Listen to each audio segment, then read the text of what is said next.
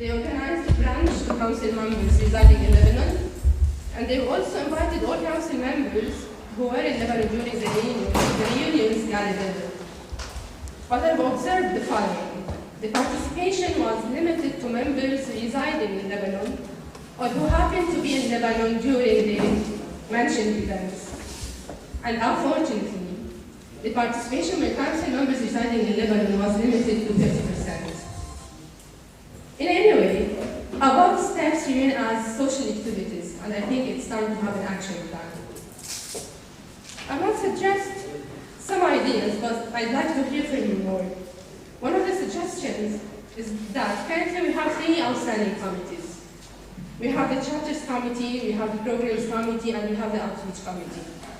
Why don't we group other council members in other committees?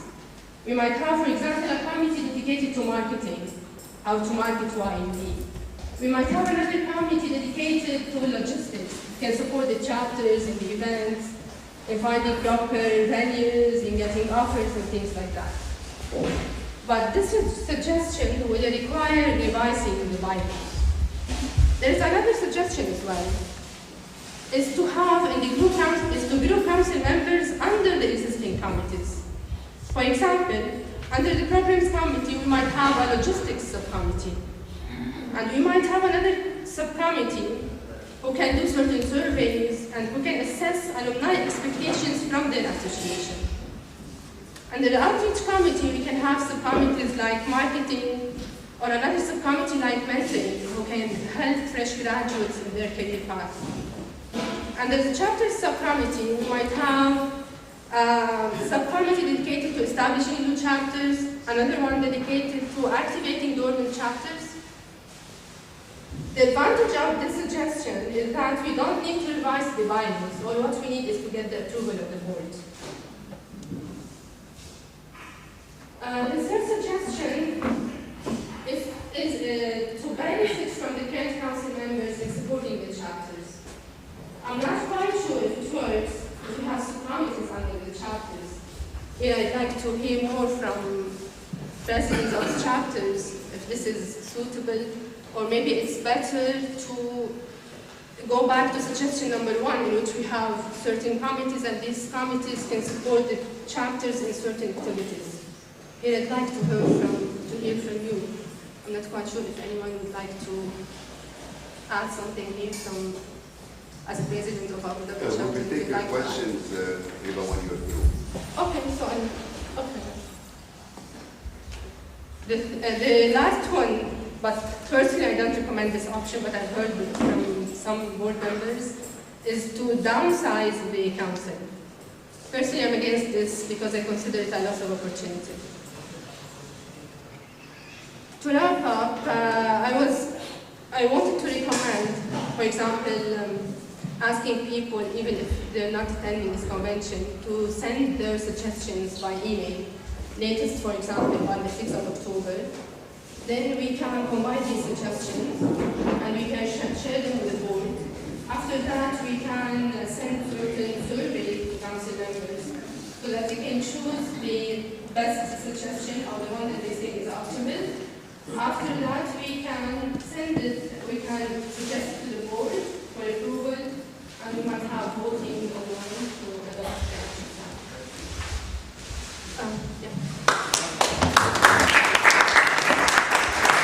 Thank you very much, Eva. This is very nice. This is an example of what we really wanted from this meeting. We're going to take 5 minutes and take questions from the floor. And very importantly, the last suggestion, let's have really something in writing as well. You start and then we start with our. No, my main concern has always been from the beginning the large size of the council, and we don't have a specific role for the council. As long as we don't put it 1, 2, 3, the specific role of the council, we are not reaching our target. Unfortunately, we elect those, we elect 100, and then there are the chapter presidents, and then chapter presidents have a role. They know they are council members, but they have a role. The council members elected, they don't know what is their role. And unless we find a specific role for these council members, we are failing completely. Because we try to engage them more now. The committees were by volunteering. Now we are by election. That's one step further. But unless we can find a specific role for the council to engage them on a regular basis, we are failing. How do you believe we can achieve that? How can we I don't know. Shall we, for example, have an ad hoc committee dedicated to finding a role for the council members? We should have a special session to think about. I don't have an answer, but many ask me, now you elected us as council members, what is our job? We don't know. Because we were supposed to, again with the change, just a second, with the change, we had sort of a president of the council who was supposed to have, but that we had conflicts and that position was cancelled. We were supposed to have regular council meetings to be like the parliament, to watch over the board, which is the government, but we're not doing that. So unless we solve this issue, we are really failing in our... Yeah, I think it's time to have an ad hoc committee to start finding a solution, how to engage council members and find certain rules. Really supports what you're being saying. Please, let's really have time for everyone. Thanks, Siva, for the presentation. You have put a lot of time. Just I would like to clarify one point here, just to add on Mr. Lovely's point. You know, WAAAUB by definition is the combination of all the chapters. And geographically, if we talk about marketing, because we do marketing in our business, or we do about our markets, it's divided geographically into chapters. So basically, all plans, what we do is going to be executed at the level of the chapters, in general. So the first thing, in order to do better, basically, we need to support the chapter presidents whatever they need from the board. So what we do on the level of the board, no execution plans. This is one question. The second thing is that, again, for the council members, I don't understand myself. I'm with AUB Alumni Association since 20 years exactly. The council member who is not the president, what's in his role other than diluting the votes of the presidents? Exactly, that's... So you're really, again, highlighting the need to really define the role of the council. If there is a role, because the role of the execution is on the level of the president, on the level of the geographical distributed area. So what is really the role? We need to define something, we need to do really something. Yeah, as to the first question, I'd like to hear from you. Can you suggest certain ideas how we can support the chapters? What do you expect from WAAAUB? We might have, for example, I can benchmark what we're doing in the business level. The business level, I'm in a group, for example. Please, before you respond, because we're recording, can you please state your name in order to, for the proceeding? Yeah? I thought of benchmarking what we're doing in the business level. In the business, I'm in a company, which is one of 28 companies operating under one group. In that group, we don't have, for example, certain departments in each company. We have independent companies, but in the group, we have certain departments that can support all companies. For example, one for finance, one for marketing. What about benchmarking this? That's why I'd like to hear from chapters what kind of support they'd like to have. And then we can, for example, tailor-make certain committees to give that support to them. Okay, but please, can we come back? Just for a second. Yeah. So see, the answer is very simple. You know, WAAAUB, by structure, is the interface between the chapters and the university. WAAAUB, what we need the support from WAAAUB as board, basically, is to facilitate our communication and the use of assets and the use of what does the university have or what does the university can give in order to consolidate our mission and make it better. So our groups there in Abu Dhabi, in Dubai, in Jordan, what we need really from university to make our life easier there. It's very simple. So maybe a subcommittee dedicated to taking care of communication issues? Yeah, maybe or just transfer, to deal with the university. Not on the other side, the president, they should do their job. And if there's a weakness there, it is a committee which is on the chapter level, it's their responsibility to do it. I would like to introduce myself. Your name, please, yeah. Richard Khalid, President of Abu Dhabi Chapter. one thing to mention, the problem is because of this council that we are having a lot of elections and yearly elections, and people are really, for one thing, they are frustrated of these elections. For example, in Abu Dhabi we have, let us say, our committee members' elections, and it was really successful. We have like 35% of the people they voted at least, or 40%. Okay, but what I'm suggesting as a solution. Why don't we have the members that elected for each chapters will serve as a part of the council member? And let us say we have an election for the members of the chapter itself. Out of these members, let us say we have a chapter of 12 members, or let us say 16 members. Out of these members, we'll have like 3, 4, or whatever, depends on each chapter and the geographical location.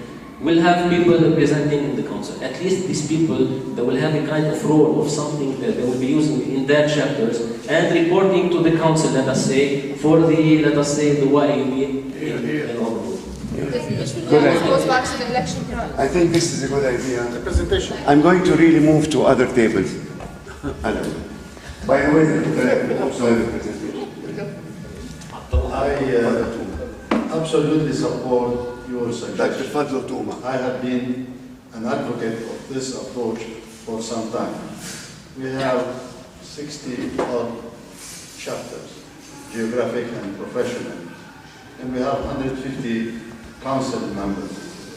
If we make it a condition for the candidate for the council to be a member of a chapter, then we have an engaged council member from the starting point. Here. It will be an active member, exactly. And it can be taken by size as well. So then we do away with the election. WAAAUB. I have a response to Yeah. the suggestion. But please note that we record it. The only issue with restricting the council membership to the members of the chapters, that currently we don't have elections for all the chapters. So not all the chapters carry on formal elections like other chapters, for example, the MBA, professional, chapters like engineering, medical chapter, the Riyadh chapter. Some of the chapters don't have a process for election. A committee is appointed by the formal committee. So when you're saying you're restricting the council membership to chapter membership, you're not opening the opportunity for other alumni to participate in the leadership of the association. And the contrary, you're excluding the membership to the leadership to only those who have the opportunity to serve on a chapter, while other alumni may not have the opportunity to serve on a chapter. And they want to be part of the leadership, but for some reason or another, they're not members of chapters. I think this point, just 1 second, please. I think the point of WAAAUB is correct. In Abu Dhabi, for example, it was initially not an election, it was people getting together. No, it was always Initially. it was always an election, since 1990. Always. In 1986, I started, I was there in Since Abu Dhabi. 1990 I was there. But it was an agreement that, but now she's talking about formal election. Now the way to do it is to have formal elections in all the chapters and really get them into the council. I want to give the Amir mentioned. عرفت يعني ما في تضارب. يعني you're right, Aruba, you raised some of the problems. In any solution, you're going to find problems, but these problems can be overcome. There are exceptions, yes, we can deal with exceptions, but the general principle, I agree with you, the general principle is to get the council members to be involved in the chapters. Now, the main problem we have is not the council members across, all over the world. It's basically the council members in Beirut, in Lebanon. This is the problem. And the main problem, and the reason is because we have the problem with the AAA. Once the AAA problem is resolved, and I hope it will be done within the next few months, then we need in that solution, that agreement that we're formulating with the AAA, to get the council members somehow involved in the AAA. So I think the only solution is what Hiba mentioned, is trying to sort of increase the membership in the present committees of the board, and getting these council members involved in the chapters, as Mr. Faghali mentioned. Okay, I'm going to entertain two more questions to give time to the others. No question, just Yeah, comment. no comment. Thank you, Eva, for your very informative session.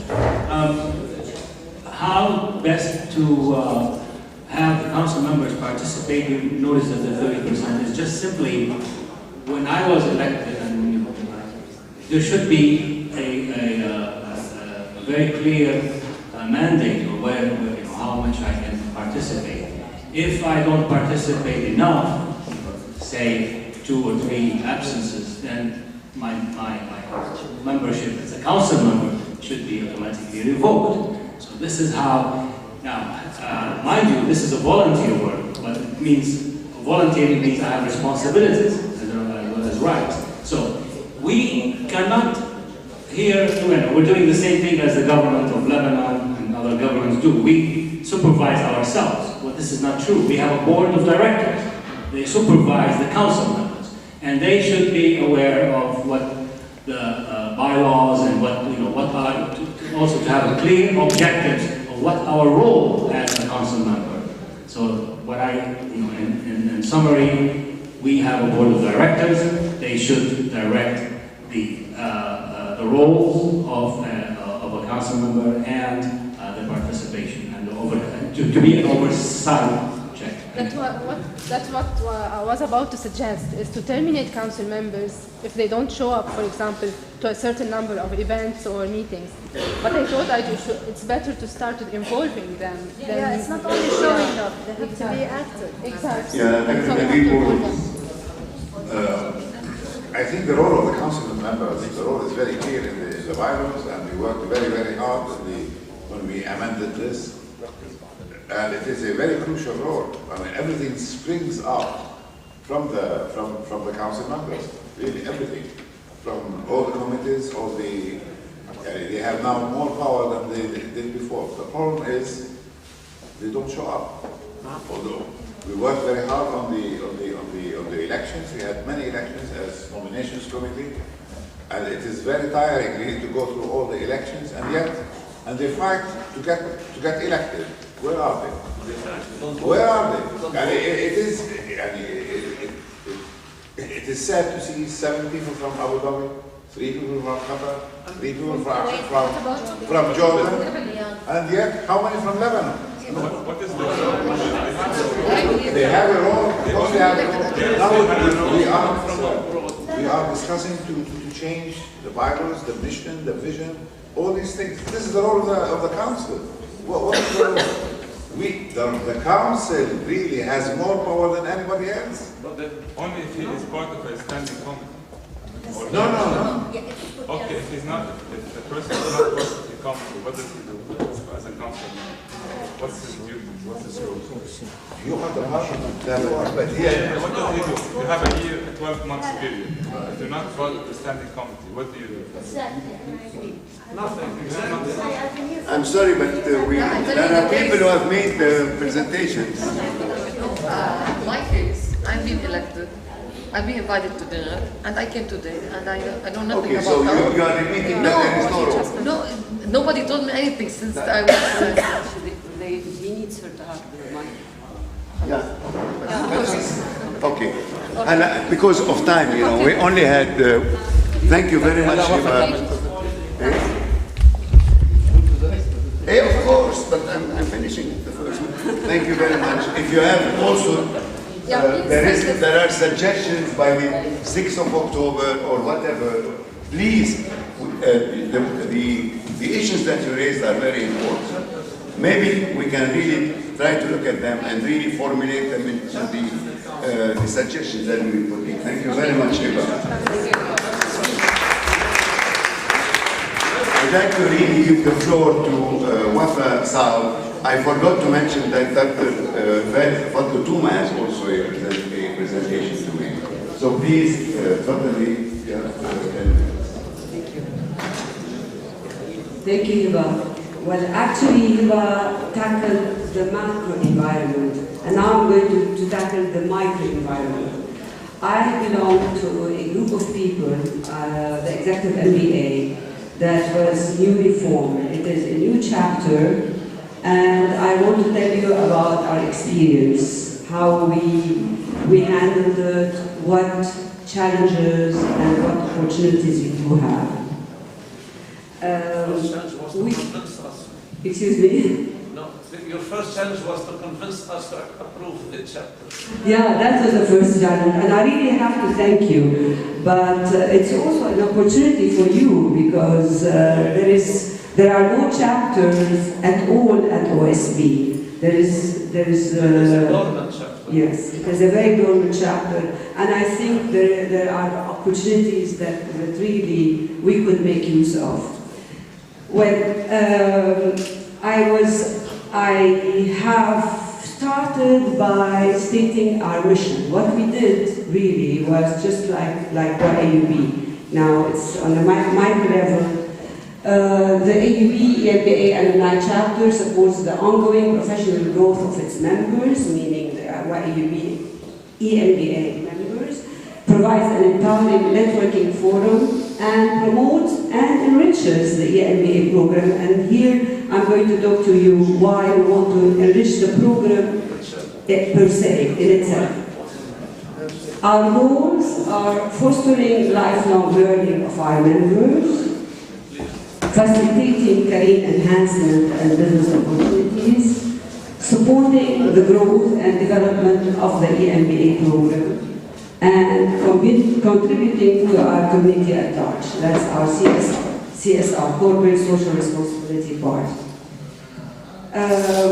In stipulating all this, we took a lot of things into consideration. I remember speaking with Emil about career opportunities, and this is where career enhancement comes in. Lifelong learning is about the continuing process of continued education, and we're going to hold a lot of seminars and a lot of conferences on this. It's actually going to be a program by itself.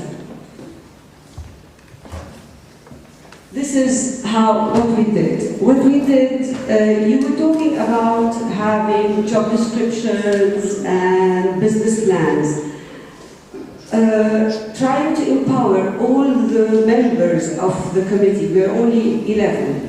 Actually, the whole community of the Executive MBA is a very small community. We are only just above 200 members. But of course, we are a very diversified group. We belong to more than 15 nationalities. We really roam the world. We have a very geographical span, very huge geographical span. Barely 10 members are ever in Beirut at a time. So this is why we have a lot of things to handle. So what we did was try to involve everybody and to engage them. And this is why we divided them into subcommittees. PR and communication, fundraising, IT and social media, networking and social. And this I mean engaging, connecting and celebrating the network. Continuing education, that's lifelong learning, development and growth. And marketing the EMBA program is building awareness and attracting top talent. And this is where we ensure the continuity. You remember of the threats we spoke about earlier on, of not having enough candidates coming from outside. The market here is very restricted, and we have a lot of competition from neighboring countries. We also have very good business schools all around the region.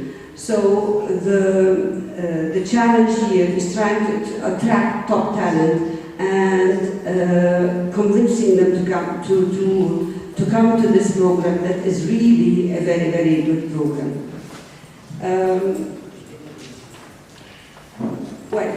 What challenges and initiatives we have done? The initiatives actually. We provide value membership within the alumni community by creating meaningful networking opportunities. And that means, of course, holding social activities and other activities like talks, lectures. We are also having we have a section that deals with career advancement, and this is also where we're going to use the technology to attract all those people. I spoke about appointing champions that own the planning and the execution of all the events within the chapter, communicating and promoting events and activities through country leads. This is the first step we took. First, we thought of appointing class representatives. We are only 14 classes up to now. The 15th class joined only last week.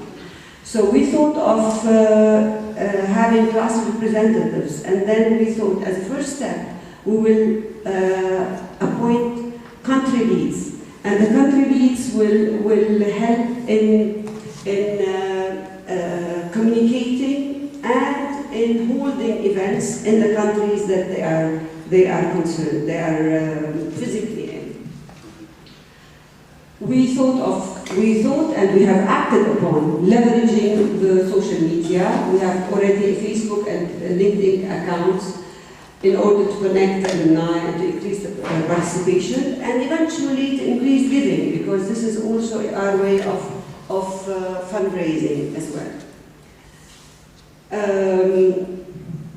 Initiating and maintaining contact with the present EMBA classes, because those are future alumni.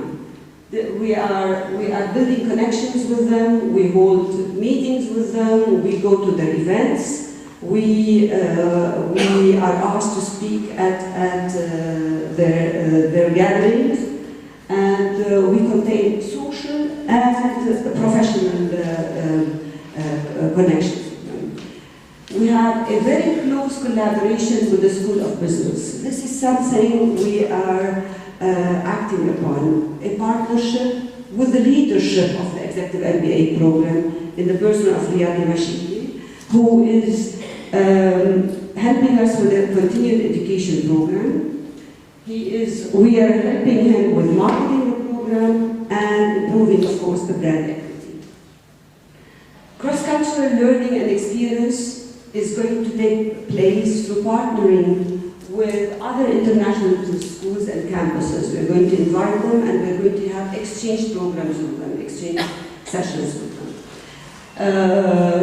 Promoting participation in university events like this one. I have sent the email to the 200 members. I was asked by Aruba to forward this email. I will tell you later on what my feeling is about this email, because a lot of them answered, including Qatar, who is here today, it seems we are not invited because of the wording of the invitation.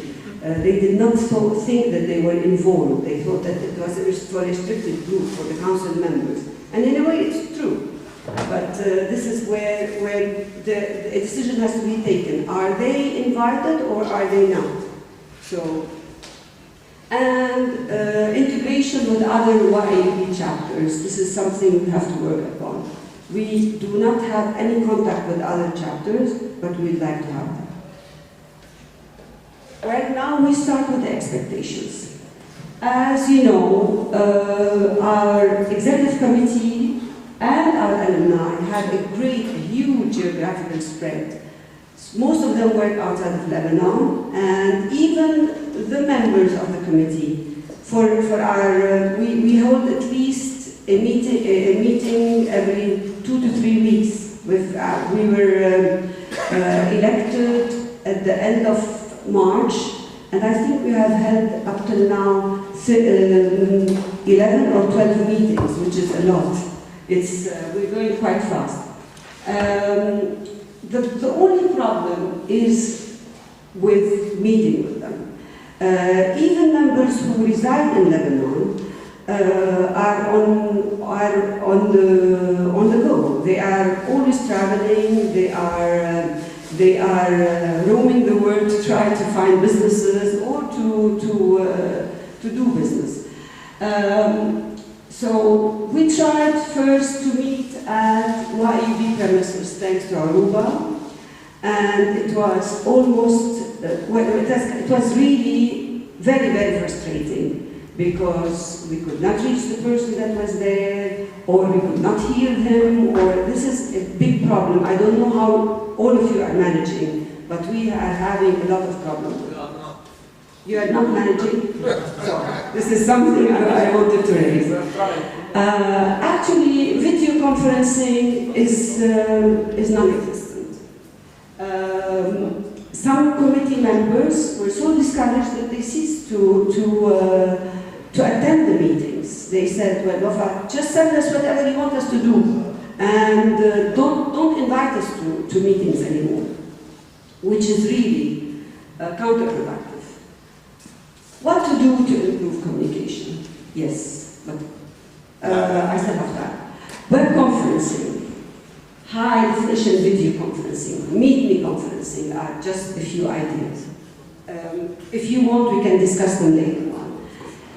We have to lobby for increasing the system bandwidth. There is advanced technology. I am not saying do not meet personally, Dr. Dajjani. I mean, this is not what I'm saying. I'm saying it is very, very important for us to meet physically. But if we want to grow, the only way for us is to communicate through technology. And technology is available and at a very, very low cost. We personally use private webinars, or for example WebEx, or now Skype is free of charge, but WebEx you have to pay for it. And still this is not accessible. We go to OSB and we meet at OSB now. And still this is really, again, very frustrating. We can utilize webcasts. Webcasts are great opportunities that we are not utilizing.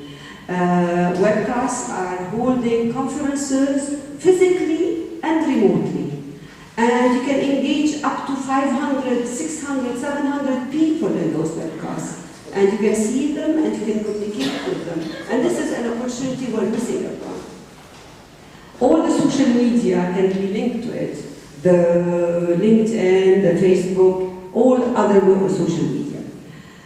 We can implement a mobile strategy to better connect our alumni community. There are many ways that there are many things we are thinking of of having applications, and we're going to start implementing them. I have another thing about communication that has nothing to do with the web or with technology, and this is conflict between WAAAUB activities. I remember when we had our first dinner in July, Dr. Dajjani graciously attended it, but he had to miss something else at WAAAUB that was taking place to come. The president was unable to make it. Communication, the activities, I know there are many activities taking place, but how do we communicate and how do we know how to program? How to plan for all this so that we do not overlap. And that's it. Thank you very much. Thank you so much, Wafa. We're going to take 4 minutes if you have any comments on Wafa so that we can really develop it further. Any comments from the floor? No comments, I just have one question. I'll give it to you after. Currently with World Vision. Thank you for this forum and for making space for freshly new advisory council members. And thank you for letting us know that we are part of the decision making and the future strategic planning. Inspired by what was shared in the morning, that strategy could be dedicated according to what we have learned and what we are seeking to do with what we have as resources. So upon doing this assessment and from these lessons learned and where we want to go, I guess that staffing, structure, and roles could be defined, and then we can delineate what will be the role of everyone, and they will be amended to do that, and they will be clear about what we will be doing. So that's just to share that the first step is to have the strategy very well defined, and then we will be adhering to what we would like to know and what we would like to achieve in regards to AUB. Thank you.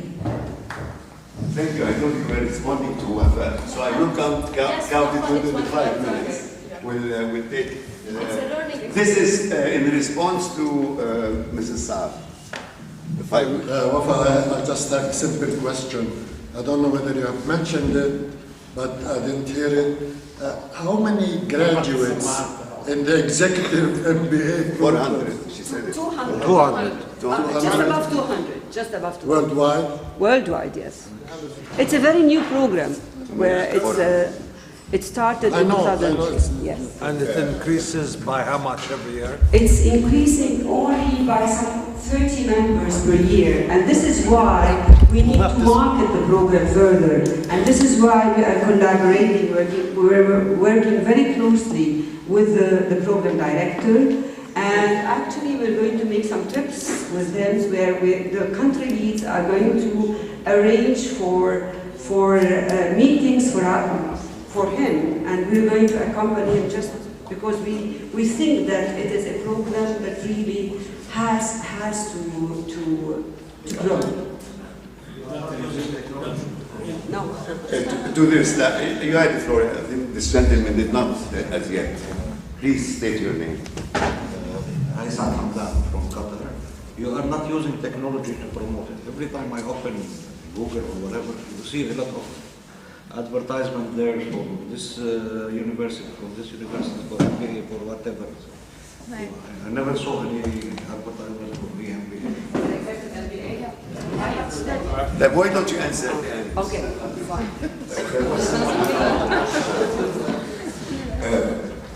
May I ask a question? I think do you think that establishing a chapter of your own would help serve whatever purpose you have that would not have been served by WAAAUB? I'm sorry. Yeah, what I mean, do you need to be on your own as a chapter, as a professional chapter, and you feel that WAAAUB as a whole would not have served your purpose? No, وفاء بعطيك الفلور بس بعد في one question. لا ما نسكت. طيب نقلص Yeah, I have a question, Wafa. If you can clarify after that, is there a MBA chapter? No, there is no MBA chapter.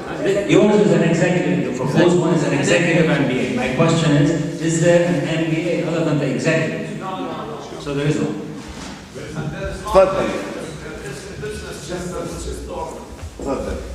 Well, there is an MBA program, but there is no executive MBA chapter.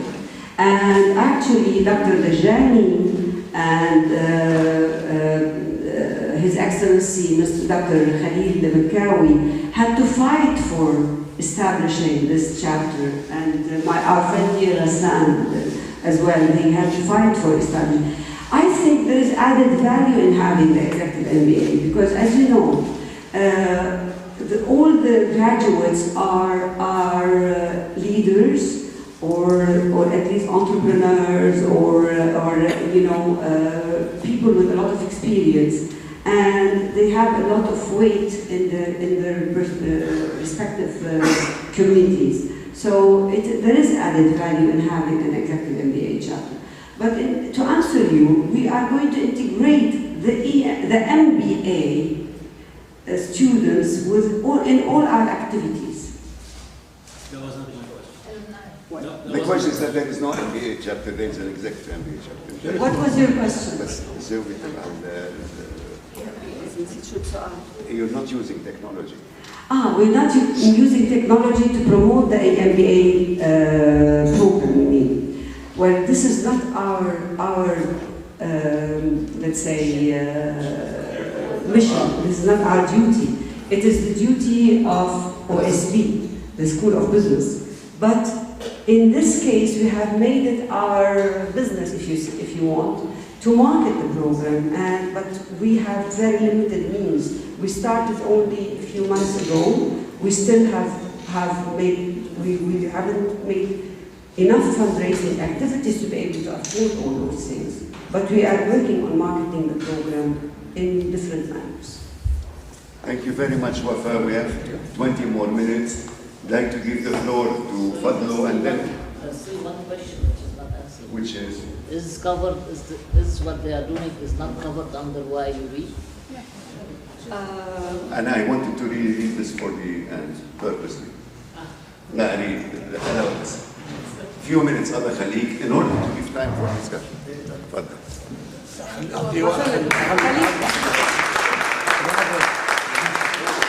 شو بعمل؟ أعطيه وقت أكثر. بدنا نسمع حتى I don't really have a presentation, a visual presentation to show you. I had submitted a report to the board on the progress of the governance committee, but I was asked to say some words about our work, and I will.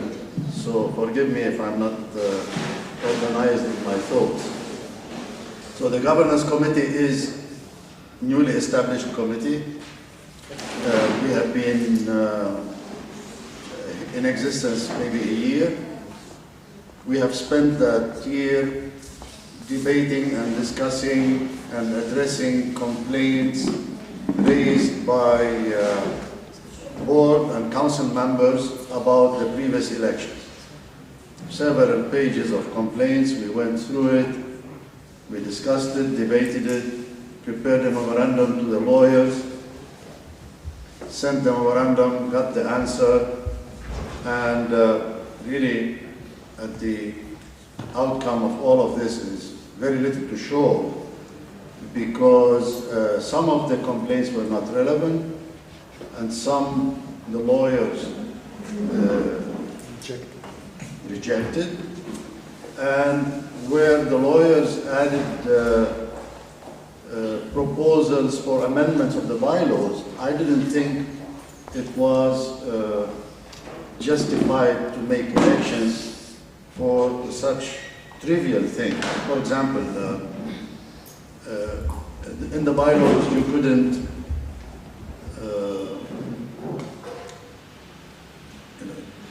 you can talk to your family about the campaigning, but you cannot talk outside. The definition is what is family. Oh, and the lawyers wrote one whole page about who is family, father, mother, and so I didn't think we needed to change the bylaws to just elaborate on this. In other issues like I am chairman of the governance committee, so I sit on the board, but the bylaws say I am ex officio. So that was translated that I cannot vote. Consequently, we elected another member who can vote. Now the lawyers say, I can vote. Next time, don't elect another member. But things like this, and I think the way ahead is more, we have to stop addressing these elections complaints and address more serious issues like the composition of the council. Exactly. And how do we do this? Of course, there's this engineer's solution. If I could lay my hand on council constitution in several alumni association bylaws, I could copy from it.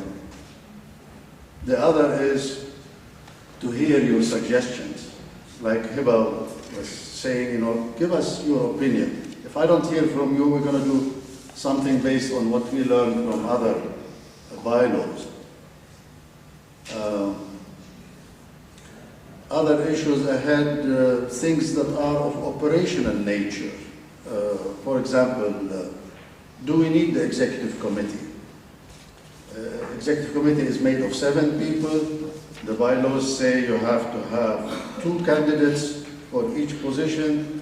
There are only 15 members, and you have to have geographic representation. Impossible to meet in, then you start asking yourself, what's the executive committee for? You manage to meet every month. You have no problem meeting, so what is the executive committee for? Things like this are on our agenda, but I need opinions of the floor. Let me see if I have something more interesting to say more. Oh, the frequency of the elections. There's a lot of complaints from the administration office. We have elections every year. Time consuming, but the lawyers, they don't like the idea of having the elections every 2 years. We will keep fighting. Any idea about the frequency of election? 2 years is fine. 5 illegal. 2. 2 to 3 years. Why do you think the lawyers... The lawyers are worried about staggering. They want overlap. They want to The have... lawyers are supposed to tell us about legal issues. I don't care about their worries. This is a problem that we have been facing. The lawyers, we get them when there is a legal problem to tell us about what the laws say. But to tell us about their fears, you know, I'm very concerned about the lawyers really running us. On this issue, what I think, Dr. Rajani, I hope you succeed with the AAA. When the AAA is under our umbrella, the bylaws have to be changed somehow. We have to integrate their bylaws and our bylaws. And that's a major hurdle that's going to affect the whole organization. If we could cross that, then maybe at that point we should make a major change. But before that, I mean, AAA, let's not get the AAA in the way. We're going through, and we will have, you know, we'll amend our bylaws and the AAA bylaws.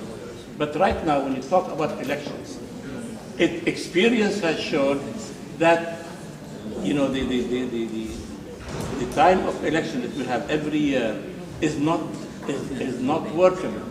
Alumni are getting tired, and we are unable to sort of, you know, get many people to vote in these elections. It doesn't make sense to have elections every year. It doesn't allow for continuity. It doesn't allow for really proper functioning. I don't care what the lawyers say. It doesn't work. Like, you need at least elections should be held every 2 or 3 years, and not every year. Exactly. You need to allow continuity. You need to allow at least some, you know, some. I understand what you want. Okay, please continue and then we'll take questions. They work for you, not the other. I'm really done. I just gave you an overview of what we are doing, and one possibility to cut down on the yearly election is to extend the term of the office term from 2 to 3 years. Yes. Maybe that would continuity. that would. I know that arithmetically, mathematically, I need to answer them on that issue because they were concerned about the overlap, and the answer is let some continue for 3 years and some for 2 years. Get to the lawyers after you reach the decision. The lawyers are Don't let the lawyers make the decision. The lawyers. You are consulting with AUB AUB lawyers, to my knowledge. AUB lawyers. Thank you very much, Dr. Duma.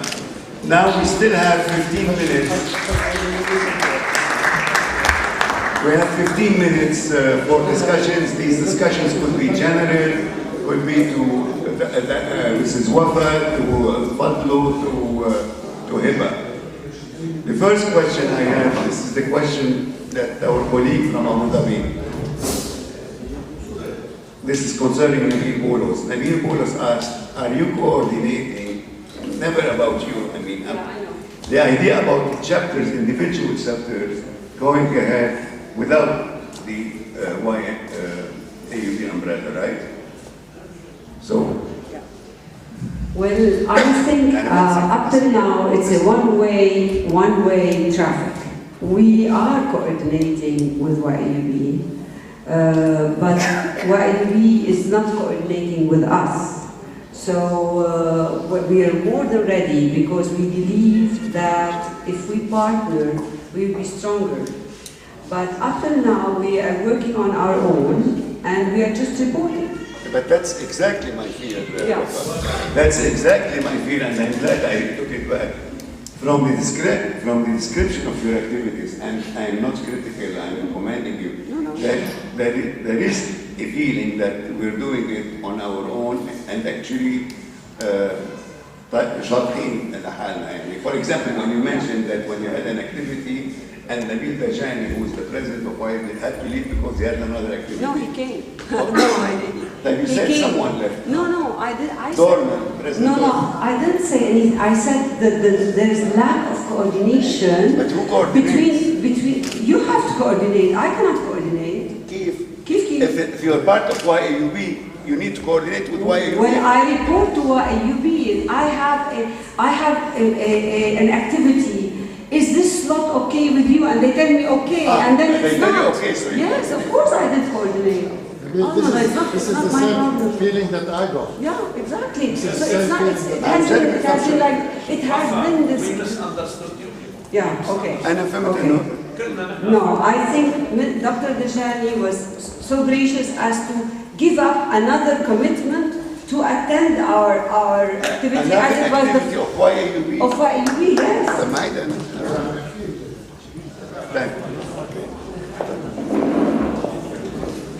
Hello everyone.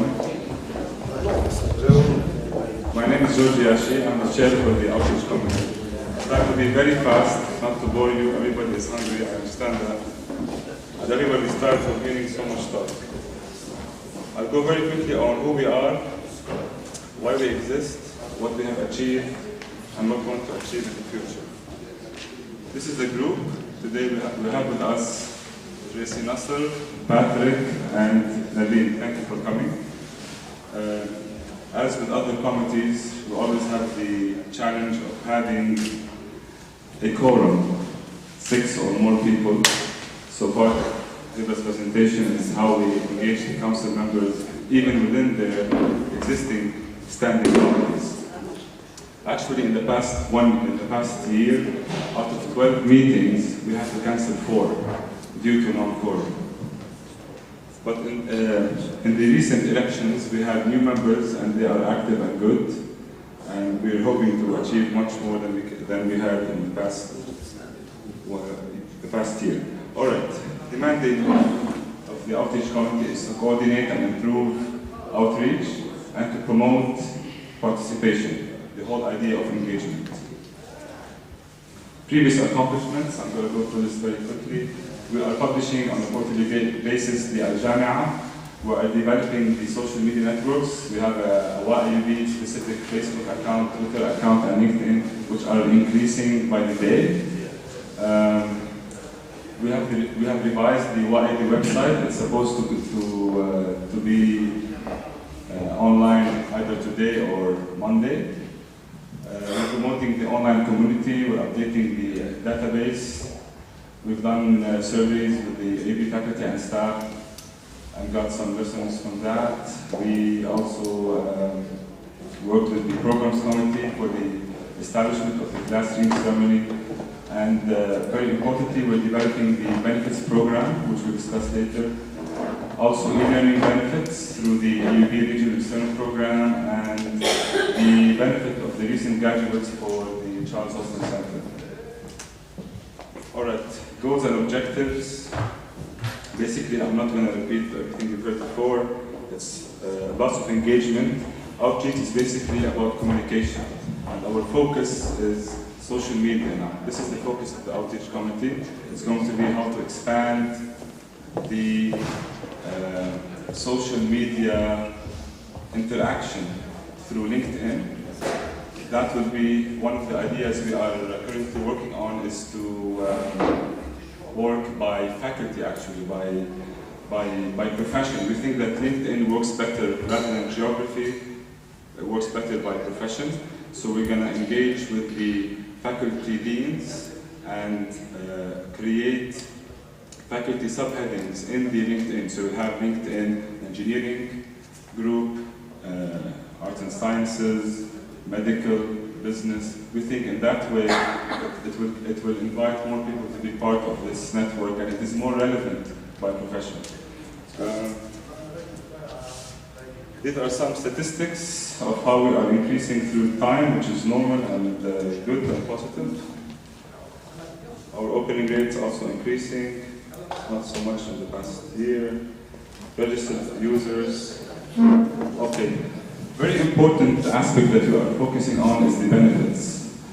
We are going to launch in January 2013 the benefits card only in Lebanon. And in this card, we're going to have access to discounts in restaurants, hotels,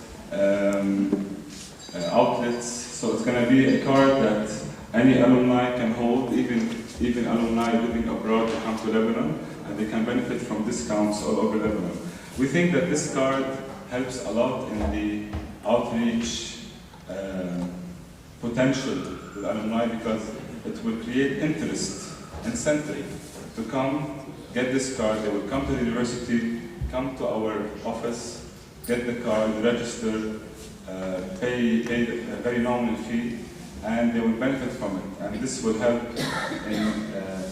in creating a more incentivized group of people. January 2013. The plan is January 2013. And the next step would be to go regional. So if it succeeds in Lebanon, we hope to go to Dubai, Abu Dhabi, other regions, Europe, Lebanon, and see how it can But it's only for the... This is not this. It's not the card, yes. No, that's the start. I'm talking about. This is about the Charles Hostel Center. One of the things we were able to achieve with the university was to get discounts for recent undergraduates, because there was a period when the Charles Hostel Center was being built and the students could not benefit from it. So once it was finished, we said that the recent graduates have the opportunity to be part of it in a discounted fee. The next step would be that we need to work with in the board and with our president is to get further discount through AUB, through the president government, because we think the current fee of $800 plus VAT is not so competitive with the market. I think that our alumni need the privilege to have a better discount. Something like maybe a $600 fee per year would be more interesting for alumni to benefit from. What else? The library. The library has been, through our interaction with them and by their own, have developed good benefits to alumni with a refundable fee of $100. You can check out books for many years. I think the number is 5 books.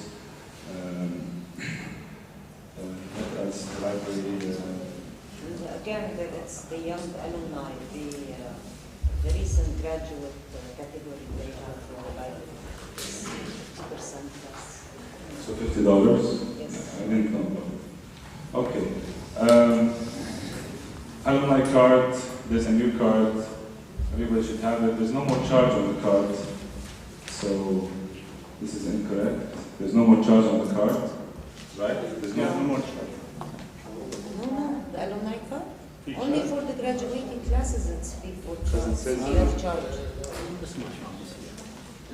And we started in 2010 giving alumni cards free of charge to the graduating students only. But all other alumni groups submitting for alumni, they have to pay 30,000 Lebanese pound, 20,000 Lebanese pound. The cost of production of the alumni card.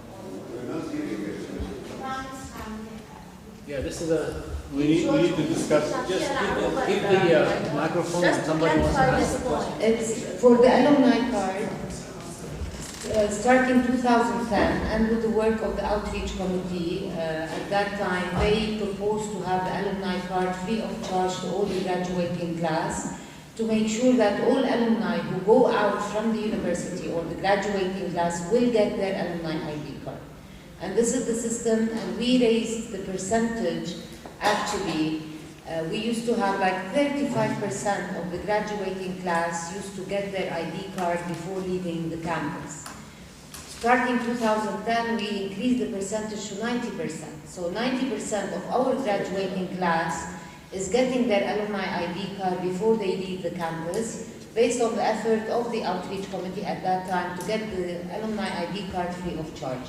However, all alumni, other categories, not the graduating class, older alumni, if they want to apply for an alumni ID, they have to pay a fee of 20,000 Lebanese pound, which is the cost of production of the ID card. Okay. Can we apply online? No, there is no online. You have to verify that you are an AUB alumnus, so you have to have a photo and to be in person. Okay. As discussed before, the major objectives for us in this year and the coming year is the social media, to increase the membership, whether Facebook, Twitter, or the LinkedIn, to launch the membership cards in January 2013, and the WAAAUB website, which is going to be launched on Monday. We had a good session in our last meeting where we discussed ideas for social media.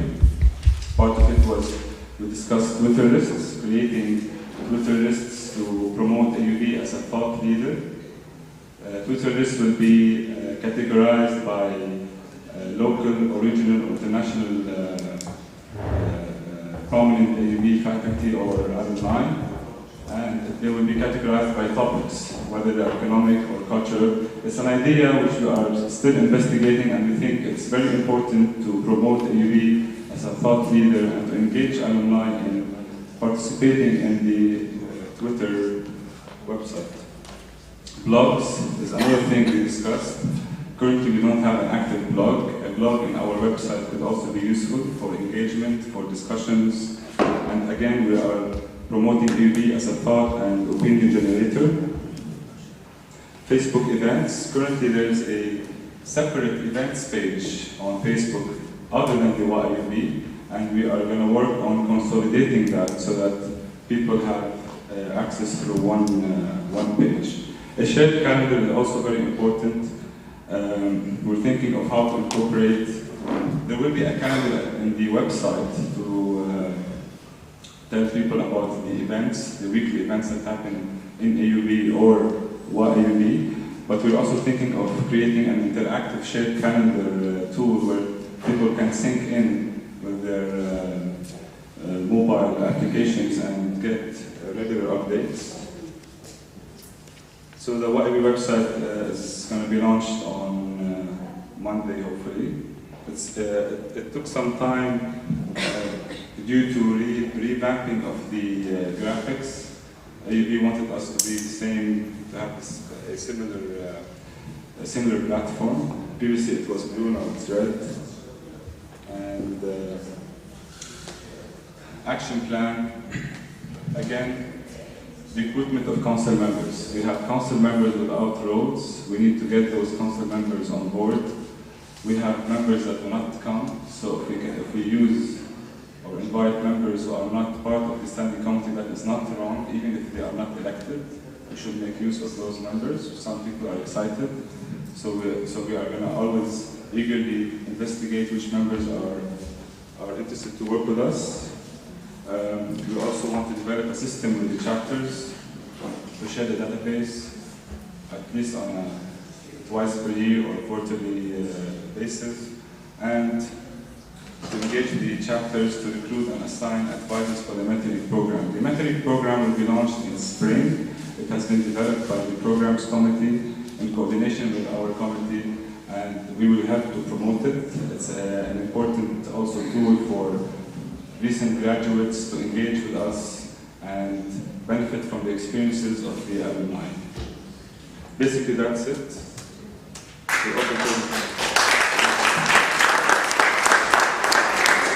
Questions, suggestions are welcome.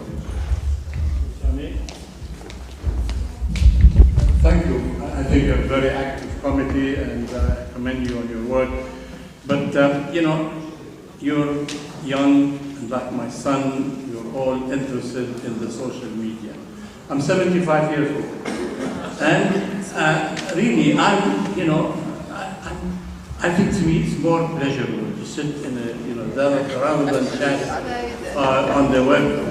I would like to chat with a friend in a coffee house or a place. And I think you need to focus on the importance of having a clubhouse for the alumni. where, you know, even when we're traveling to meet in a place, when I travel to the United States, for instance, it's more pleasurable for me to sit with an old graduate and not just simply chat over the internet. So please, fine, what you're doing is fine, but think of people who are as old as myself. Don't think only of your generation. Thanks. I answer the President that it is the Worldwide Alumni Association of the American University of Beirut. You're talking only on people out here in Beirut, but we are worldwide. I'm in the United States, so unless we have this social media, we have this IT, we cannot survive as I'm not opposed to the social media. No, but also, I mean, fine. When you travel, when you travel, you can find a place to sit and. But we need to be I'm not opposed to social media. Don't misunderstand. We need both. We need both. We need both. مش أنا.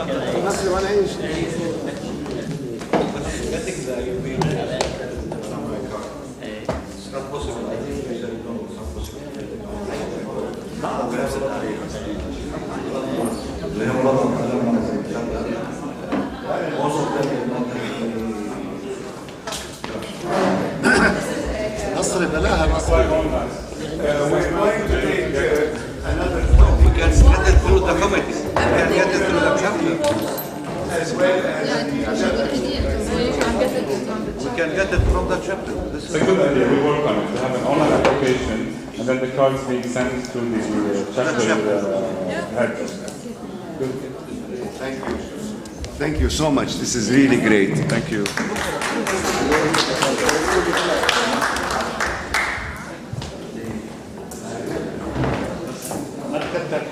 Okay. This is our agenda introduction.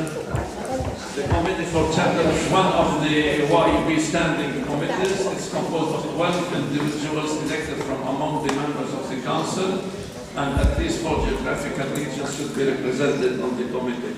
The present committee members are from Europe, Mrs. Maha Harb, from Lebanon, Dr. Abdullah Abra, Ms. Reem Fayyad, Dr. Bersha Jian, Dr. Abdul Jurjus. And I'm sorry to say I did not see any of them here today. Maybe they have their own reasons for being absent. From MENA, we have a large group. Bassan Abdul Rahman is here. Roger Fiqali is here. Nuhad Majdalan is here. Usahad Ayyuddin is here. From North America, and Johnny Kairos and myself. And I came specially all the way from the States for this meeting. This is what really irritates me, that the council members, I want to go on record every time when in these meetings, those coming from outside are far more exceed those in Ras Beirut. And this is very irritating. Our mandate is to recommend to the board approval establishment of new chapters, assist dormant chapters in becoming active again and integral part of WAAAUB. In case such attempts fail, the committee may recommend to the board termination of the status of dormant chapters. And one suggested that this is a negative approach, maybe we should try, but there are some chapters. There is one case in the United States where chapter on record has disappeared completely and there is no justification to keep it because nobody is there. And then review and recommend changes to the policies and procedures.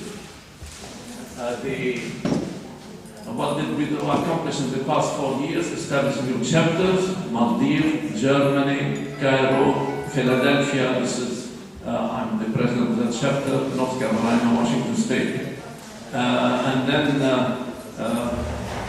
reactivated several in the engineering. We got chapters reactivated: the Geneva, Paris, Athens chapters in Europe, Qatar chapter, and Chicago chapter. And then there's the I don't know, we missed, and the newest is the MBA chapter, which again I was very much against at first. To be frank, until Dr. Dimshi, I gave Dr. Dimshi a rough time until we sort of finally compromised, accepted to establish it. and I have some concerns to talk to you about it. You raised certain points which I was raising at the beginning. Conducted several regions meetings in collaboration with the programs committee, and then supervised the distinguished alumni outstanding chapter awards, which you saw last night. The chapters in 2012, this gives you an idea from 07, 11, and 2012. The active chapters in Europe. Is that correct? The blue is Europe? Yes. Yeah, 25 chapters in Europe, and then MENA, Lebanon. No, this is also There are two groups, one for North America, the high one. North America is well, I'm not colorblind. This is North America. Oh, this is North America. I was surprised. Yes, because the largest group is in North America, and then there's the active, the dormant, and the new chapters. Last year, this is the one more became active, etc., and then the dormant, and then we have one new chapter, and then in 2012. We have now 26 active in North America and Vietnam. You can see the figures, and we have 2 new chapters. We're still trying. We're still looking at.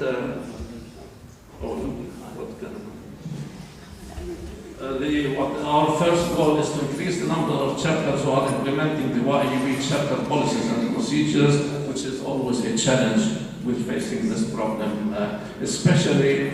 You know, to brief you, in North America, because we are governed by the laws in the United States, tax laws and whatnot, the North American chapters are more organized, more legal, because every chapter has to have its legal status so that they can have a bank account and etc., which makes the life of the chapters easier than the chapters in the region. In the region, they cannot have some chapters because of local regulations, local rules. They cannot exist as a legal entity. They can have their own bank accounts, etc., which makes life more difficult for them. They decrease the number of dormant chapters and then establish new chapters. We're trying on 3 potential chapters in the United States and Canada. We're looking into Australia. The attempts so far have been sort of not so good, but recently few alumni are responding that they may be interested to establish. Again, it's a huge continent and it's a problem to establish the chapter, but we'll keep working on it, and we feel that it is important to have a chapter in Australia. Goal to increase collaboration among and between WAAAUB and alumni chapters worldwide. Again, this is a challenge. We sent letters to all chapters to report their annual reports, and so far out of the 64 chapters, we have received annual reports of maybe 10 chapters only. Again, this is a continuous chapter. So I'm pointing at some of you who have not reported their annual report yet. Please do so quickly. Increase the number of chapters who are involved in nominating candidates for the WAAAUB awards. Again, this because this year we changed the trend that opened it up worldwide to have nominations for the 2 awards, the chapter and the alumni award, and we have good responses here. The increased number of chapters who are sharing the alumni database with AUB, this is still not so active. Establish a platform that allows chapter leaders to communicate and collaboration with the outreach committee. Again, I keep repeating North America, not because I'm there, but because maybe it is easier, even though the geographical distances are difficult, but maybe it's easier. So yesterday, received a message from Eva and Marissa, and we're trying, asking the chapter presidents if they would welcome the idea of having teleconferences on a regular basis in North America, and the response was very very good. Is that maybe to look at issues in North America the responses being encouraged. The next steps: establish formal structure that will facilitate communication and collaboration between the chapters and among chapters, branding of chapters, continuous reporting, elections and governance, communications, sharing experiences, joint events, and more ideas. Was a sample. We were asked how many in each chapter, how many percentage of alumni in that area are engaged in the activities. And this is a sample, for example, and this might be from last year. We should update this information. In Jordan chapter, for example, 25% of the alumni are engaged. Is that correct? Well, more than that? Okay. In Bahrain, 27%, UK chapter 25%, Washington DC 30%, Atlanta 40%. These are just examples, samples. Aruba surveyed these chapters, and this was the response. So again, this is just an example, which is still indicating that we are not really engaging all alumni. And this is what the big problem we will feel: how to engage alumni in the activities. Now, may I cite my example? The Philadelphia, Delaware chapter, we cover an extensive area, the greater Philadelphia area, all the state of Delaware and southern New Jersey. So that's quite a geographical. To cross that, it takes you 3 hours by driving by cars. So we try to have at least one event a year for all, that's the annual banquet. But then what we are doing now, on a regular basis, every 2 months, we have a gathering, social gathering in one geographical area. To activate, for example, we do it in southern New Jersey, we do it in Philadelphia, we do it in Delaware. And this way, you get the group in that area to come to a social gathering. We do it at the homes of the executive committee members. Each we volunteer our house for that. And this way now, we got a better response. For example, the first banquet we had 50 people. Last year's banquet we had 100 people, 100 alumni attending. This because of these social gatherings on a regular basis. We got them, and then we try to have the banquet in a central place, which everybody has to drive at least 45 minutes to get to that place, but they're still willing to do it because of this. And thank you. Thank you so much, Dr. Khawar. I tell you what we're going to do. We're going to immediately move to the program committee, and then I'd like to suggest that you, because lunch is served, we can sit down and really have questions while over lunch, okay? Yeah, we're going to eat here. Yeah, I can only eat this. But anyway, we can eat here because the next event, the panel discussion, is at the auditorium. But Flair had a suggestion that the ambiance here is more informal. Why don't we keep it informal? It's okay, fine. بس it's not only us, لا ما بدخل. Okay, but again we have to clear it. أنا معك. I'm gonna briefly present the progress report of the programs committee here at Beirut. A member of the committee, Hadi. Where's Hadi? Hadi and Khalid Rabitsi, also a member of the programs committee. The chair of the committee is Mrs. Rihani from North America, and the members are listed here. The programs committee is responsible for planning, organizing, and implementing all the WAAAUB activities and programs, including the convention and the annual WAAAUB events. The main events that so far are organized and planned by the programs committee include the reunion event, which is an annual event that takes place every summer. The class ring ceremony for graduating classes started in 2010. The legacy ceremony is a ceremony that takes place in the beginning of each academic year, and usually it's held in September. We had our last legacy ceremony on 14th of September. Last week. We organize professional networking events that we invite alumni of a certain profession for a long weekend of activities. We have a summer program for AUB alumni children who reside in outside Lebanon from North America, Europe, and the Middle area. And it's a 1 month summer program for children aged 16 to 21 years of old. They live on campus for a month and they get to learn Arabic and know more about the Lebanese culture and know more about Lebanon. Then we have our annual social events like the iftars, New Year event, dinners, and some cultural events. The first main objective that we tried to achieve for this year was to improve on the annual events, with the emphasis on how can we increase the participation of alumni in the annual events, in the convention, in the reunion, summer program, and so on. So we worked very hard on expanding the scope of our programs to make sure that it would attract more alumni. And I'll give you some statistics.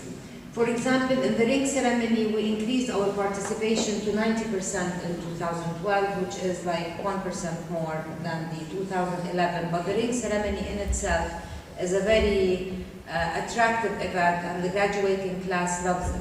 So it was not an issue to increase the participation in the ring ceremony. In the alumni parents attending the legacy ceremony, this year we had a major increase actually in the participation, unexpected increase. And till now, personally myself, I don't understand the reason why, except the only logical thing is that because of the political situation in Lebanon, most of the students are from Lebanon or are from Syria. So, and they are alumni. So the participation increased because the student body at AUB this year is somehow different compared to previous years. For the reunion event, we actually got a decline from 2011, and we know why. During the reunion, when we were preparing for the reunion, we had a major increase in the registration in the reunion events. However, the month of the reunion, which was June, July 2012, there was a policy that prevented all Arab nationals to come to Lebanon, and we received a lot of apologies from these alumni that they cannot come because they are not allowed to come to Lebanon. So the participation increased in terms of the Lebanese attending, but all other nationalities declined. Actually, we had only 2 Arab nationals joining the reunion event this year, and they were one from Jordan and one from Palestine.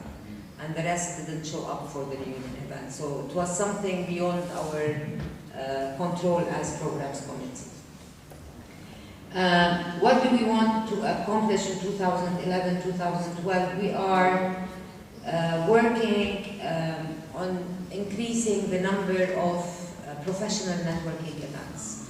We believe that alumni now are looking more for networking events that would allow them to meet with people in the same profession, to have better career opportunities, or to have better networking with people in the same profession. So we're focusing on professional networking event for 2013. We're working on career networking again. And this is some kind of proposed events that we want to do for 2012-2013, and they include career events, alumni family events like family picnic, family holiday events, alumni special interest events like quiz nights, movie club, book club, cooking classes, so a variety that will cater to the interest of any alumnus, and we want to hear from you about what other types of alumni events we can do. We are working on developing an alumni admissions volunteer program. Suha is here. Where is Suha? No, Suha left. Okay. The alumni admission program is a program that is implemented in some of the chapters, like Jordan, Abu Dhabi chapter, whereby the alumni play a major role in promoting the educational programs of AUB to potential students and potential families. And the alumni take the role of helping the AUB admissions office in recruiting students to AUB. We are trying to replicate this program that now is very successful in the MENA area to North America, because till now North America is not very much active in this program. So we are creating a program that we have now for MENA region to alumni chapters in North America, using the success stories that we have with Jordan chapter and Abu Dhabi chapter. And the program actually started. We're working with the international office at AUB, who will be coordinating with alumni. The other program, and this is an update where we are in the alumni admissions program. The other program is we are trying to develop a WAAAUB mentoring program. The mentoring program is to link professional alumni, senior prominent alumni in their profession, to senior students and young alumni, with the idea that these people are going to be the mentors of our future alumni and the mentors of the young alumni. And we will act as the liaison. We will coordinate the connection between the two. This program is being done with the AUB alumni, with the AUB Student Affairs Office. We've already developed the policy and the program of the mentoring program and the guidelines. We're developing the website. And the next stage will be sending an email blast to all AUB alumni who wants to be mentors. And then there will be a committee from faculties at AUB and from WAAAUB to select the alumni who qualify to be a student mentor. And then we will connect the student with his or her mentor, who will continue on developing the career advice and supporting the student before they leave AUB. The first year we're going to start by profession, and we're going to start only with senior students, the senior class, who is expected to graduate the second year. The program is expected to launch spring 2013, and this is also done in coordination with the outreach committee. That's it, I think.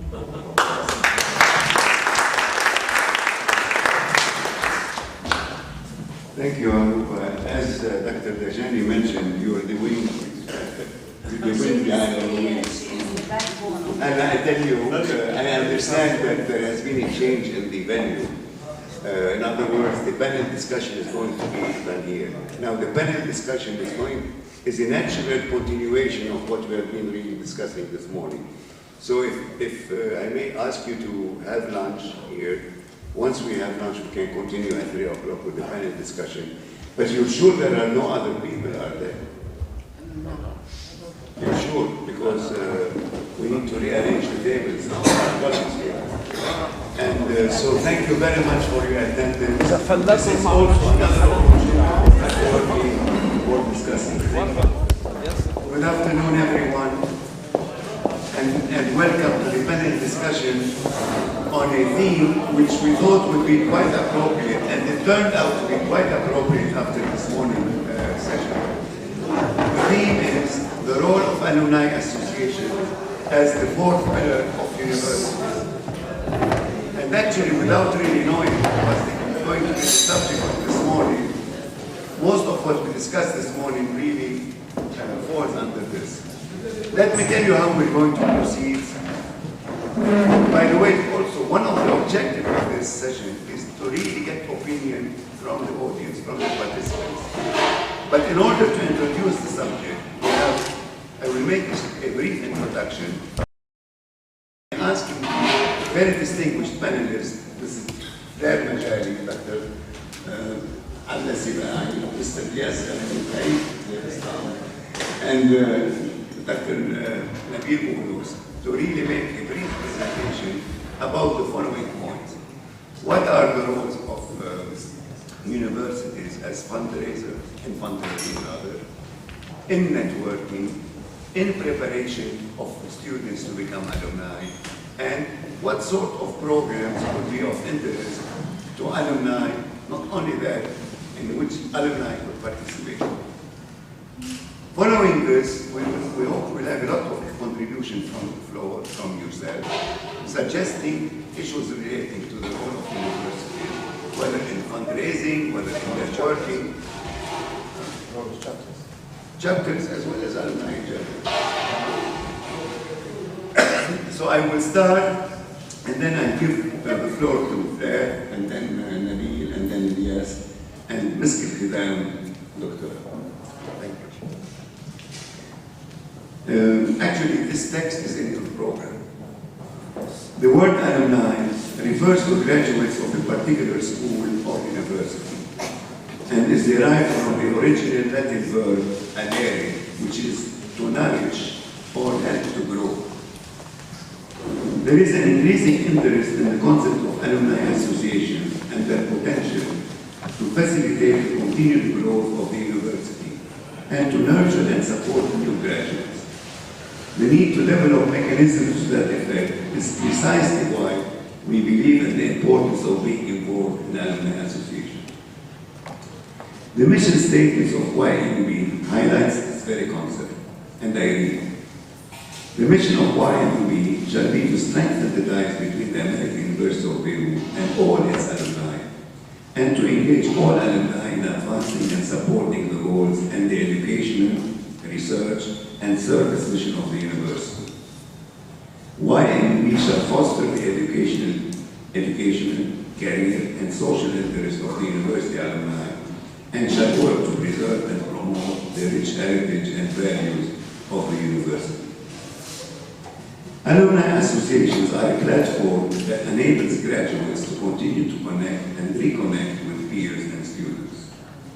Through participation as alumni, we can come together to share and relive our memories and reignite our passions and aspirations. Alumni are also a united banner through which one could organize activities to support each other's interests or campaign for causes close to our hearts.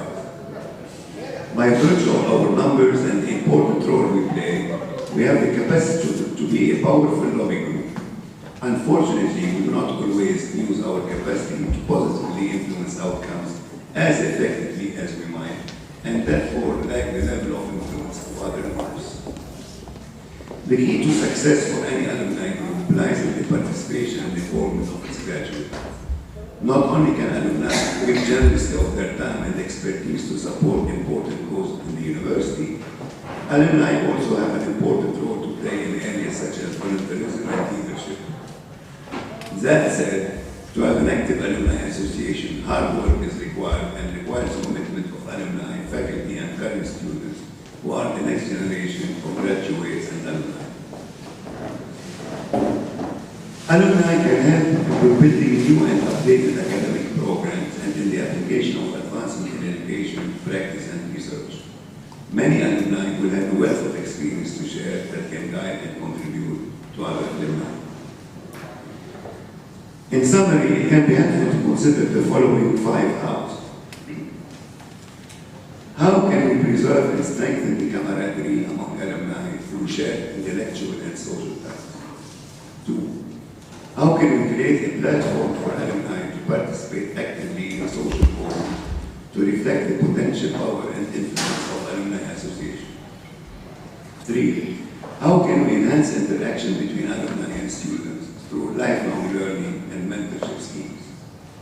How can we promote university education as an institution of choice for quality education and research?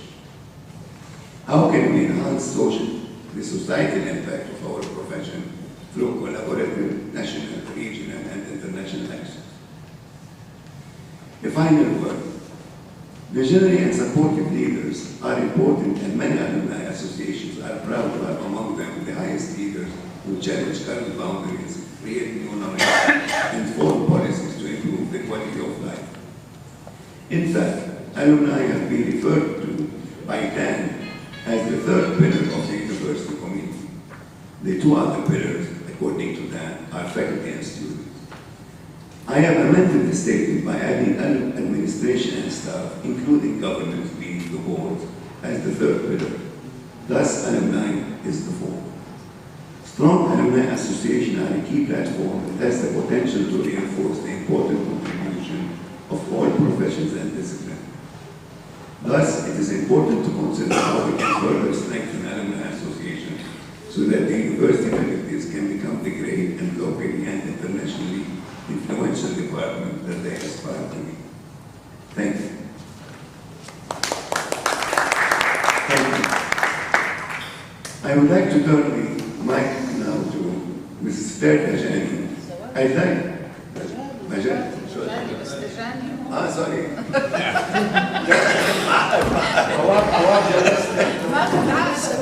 I would like to introduce Claire. Claire is currently a member at large at the WAAAUB Board of Directors. She represents MENA in the board, and she has a BA in English Literature in 1975. She was a diplomat at the Jordanian Ministry of Foreign Affairs, and then moved to the private sector as chairman of the board of the Arab Commercial Company between 1984 and 1995. Since 1984, she has been involved in charity work in Jordan, and she is currently the vice president of Friends of Jordan Society and treasurer of WAAAUB Society, both working to better the lives of women and youth in the south of Jordan. Claire is an active member of the AUB Alumni Club in Jordan for more than 35 years and former president of the Jordanian chapter. Claire is also a former member of the WAAAUB Implementation Task Force and former chair of the chapter's committee. Please help me to welcome Mrs. Claire. Thank you. Well, coming from a diplomatic background, I can but find always similarities between embassies and WAAAUB chapters worldwide. I always see our chapter as an embassy for AUB and WAAAUB in Jordan. In fact, we are playing the role in 3 parts. The first part is being an ambassador to the university, and I will explain how. The second is ambassador of WAAAUB, and I will explain how. And lastly, an ambassador of the alumni at large. So I will start with how we do this for the university. We support the mission of the university and communicate the mission and purpose of the university to the community and alumni at large. We promote the university educational, research and community programs and support the university in its funding efforts. And we officially represent the university at special community events when asked. What do we do exactly for AUB? How do we serve AUB and how do we represent it in Jordan? The first thing I would like to start with is to tell you that we have our own premises in Amman. We have a very nice apartment in one of the best residential areas there. We bought it a few years ago. We have a secretary there. We have a big meeting area. And this place is the place where everything that concerns AUB in Jordan is done. So we host guests from AUB, deans of faculties, people from the development office. They just have to give us a call and say, I'm coming from so and so. So what we do is we, like one team, we start preparing for them their schedule, do the hotel reservation, receive them at the airport, take them wherever to meet whoever they want, follow up on the work done with them after they go back to Beirut. So in this respect, we feel that we do represent AUB. Anybody who wants anything from AUB can come to us, ask us about what they want, and we would, do our best. So we are known in Amman. It's a very old, not very old, mature club. everybody knows where we are.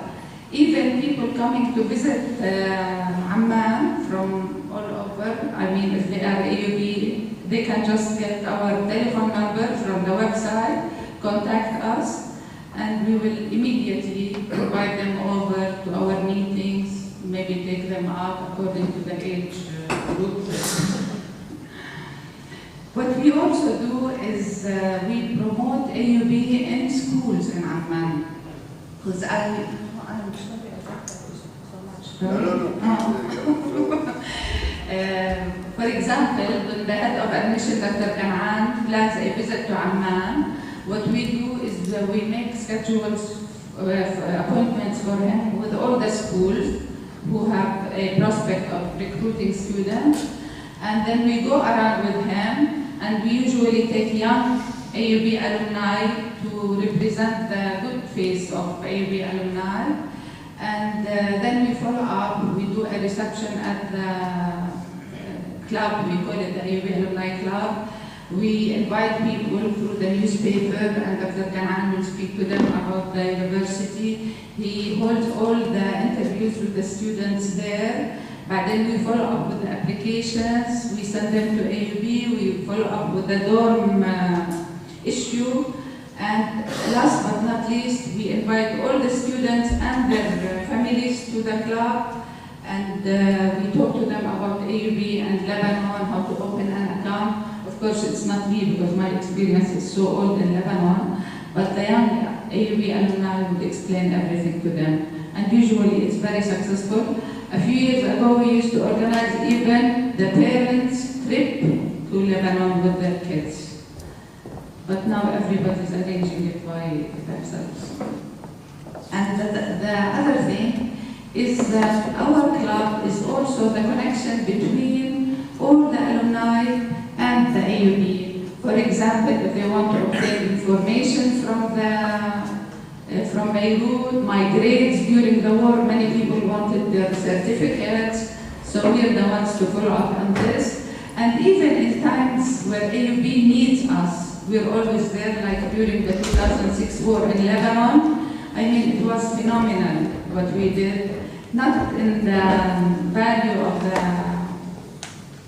material value, but all AUB alumni gathered at the club while Lebanon was going through the 2006 war, and we started collecting donations, mainly medical, and Mr. Sahin Darwaza, who was recognized yesterday because they had the pharmaceutical company gave us a huge amount of medicines. We organized with AUH what they need, and then we managed to ship it to Lebanon. And it was like crazy, and it was very hard to reach Lebanon at that time.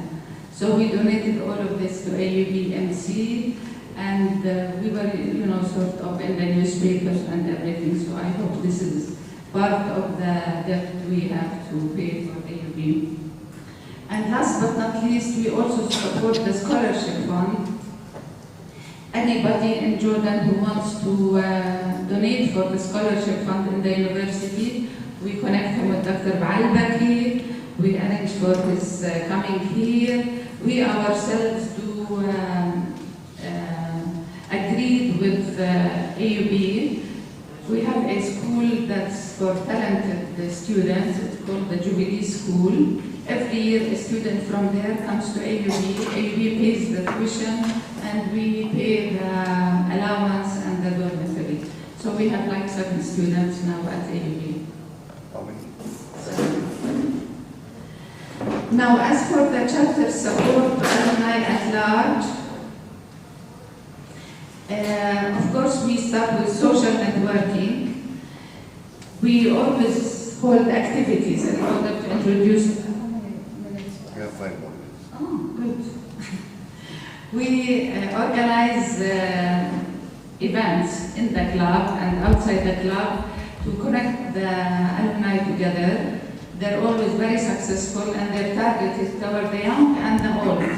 For the young, we're doing Halloween parties, which Aruba attended last year.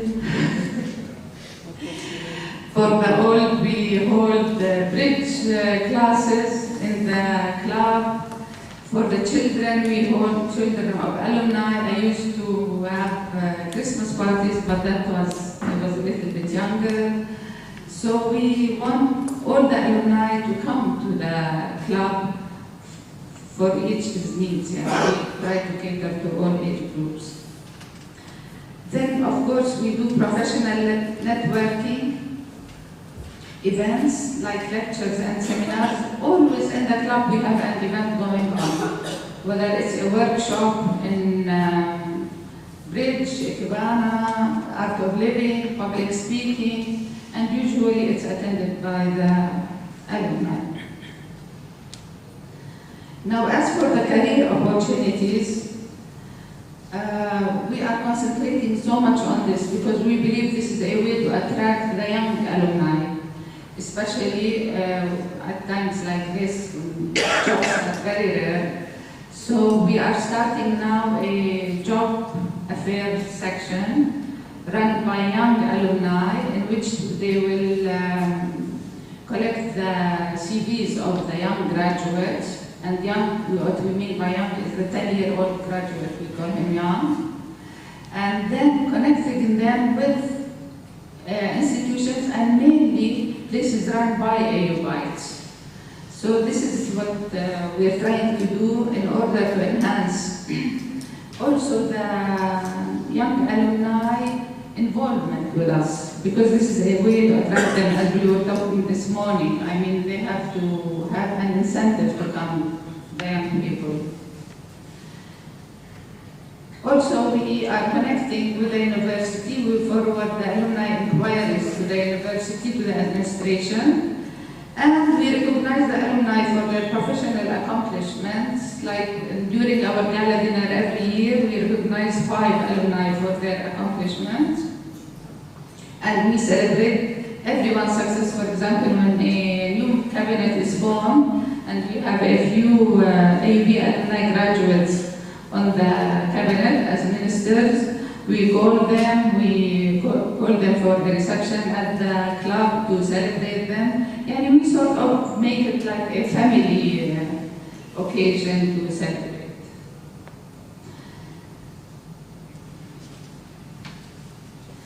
So it's 2 parts really. It can be divided into 2 parts. Our role is fundraising and networking.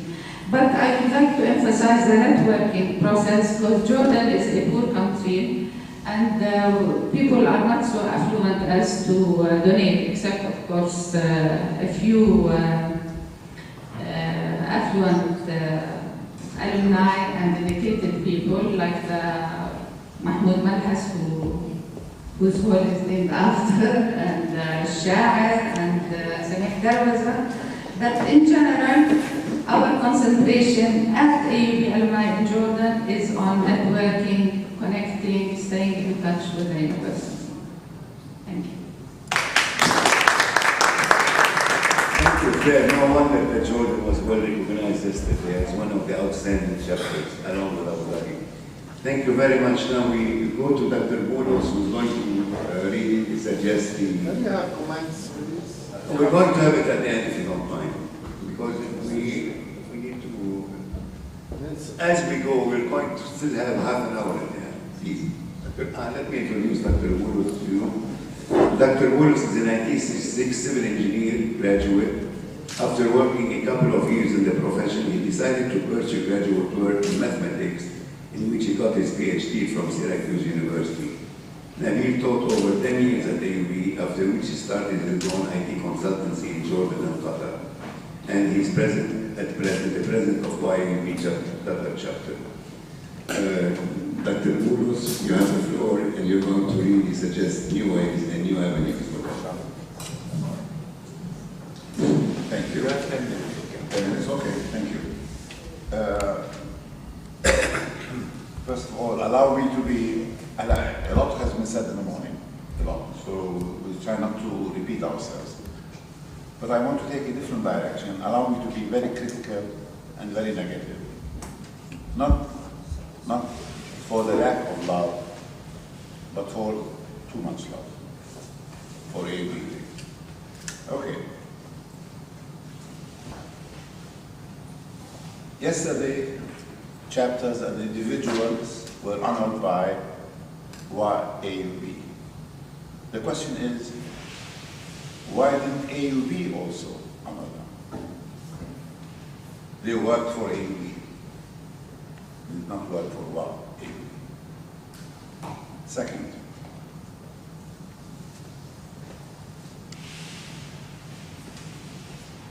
when I graduated from Syracuse University, that day was a very special day to an old lady who, a poor lady actually, living on Social Security, who made a commitment to donate $100 a year towards her alma mater, Syracuse University.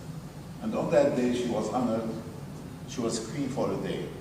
And you should see the honors that were bestowed upon this girl, upon this old woman, for honoring for 30, 40 years, $100 a year. At AUB, we don't have such honors. We only have honors for the big names, the wealthy names, those who made it big. But the soldiers are almost forgotten. And this raises really a lot of problems to us as chapter presidents, as people who are really involved and we want to grow, to touch base, to outreach. Last week we had a quiz night in Qatar. A quiz night is a very special, attractive activity. We have something like 180, 200 people attending such a night. And of course you need to call people to come, don't forget to buy tickets and whatnot. I called somebody and he said, forget it. What do you mean forget it? You love quiz nights. He said, you know, anything with AUB I don't want it. He's an alumni, a successful alumnus from the Hawaii. He said, all I receive from AUB is contribution. And of course I stopped reading them, I throw them in the waste paper basket. Why? Why the detachment? Why? I don't want to call it AUB, let me call it college hall, where the administration and the detachment stands there. The campus, we all have weakness. There is a weak spot in our heart for every weak spot on campus. Okay. Raising funds, we all, every chapter, almost every chapter has an activity, a gala dinner every year to raise funds to help students. This is fine, this is fine, this is very good. And we don't want to stop that. But I, as a president of a Qatar chapter or any other chapter, if this is only my role, I'm really not interested.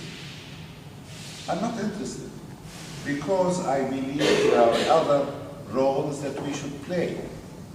And we can only play if WAAAUB and College Hall empower me to play it. And I'll go back to why the detachment from College Hall. There's a mistrust. Why? I don't know. There are rumors of corruption. Why? I don't know. But somehow alumni feel that they don't know anything about the money, the small amounts, not the big amounts, the small amounts that are being contributed to AUB. They feel that they have no say whatsoever in the affairs of the university. Is this correct? Do other universities allow alumni to have a say in their matter? So, I'm not saying that the alumni should sit on the entrance exam committee, on the admission committee, on the promotion committee, no. But somehow, alumni don't feel they have a say in the running of the university.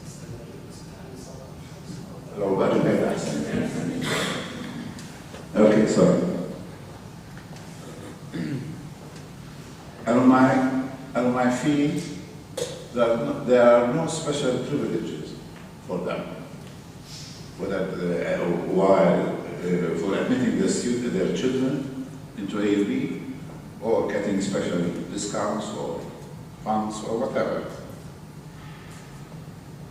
And lastly, alumni feel that College Hall has the holier than thou attitude. Okay.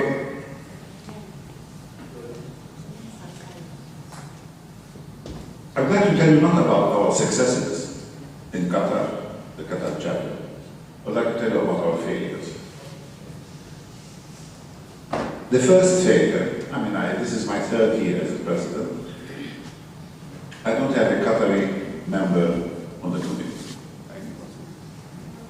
I don't have a Qatari member. We are 12, and we are 12 Lebanese. I don't have Qataris attending our activities, whether gathering or quiz nice or whatever. So we are really very aloof from the community.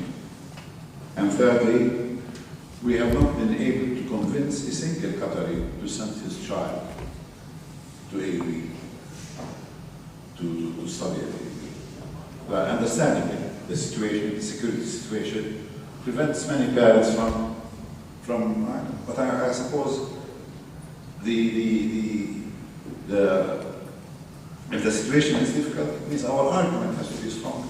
As simple as that. So, I believe the chapters have a very important role to play. Flair said we are ambassadors, yes. Ambassadors must have different categories in the embassy. You have the cultural attaché, you have the military attaché, you have the commercial attaché. So we have to have different attachés in our chapters to promote AUB. And this can only come really if we feel that our role is important, that love is a two-way street, okay, and that we have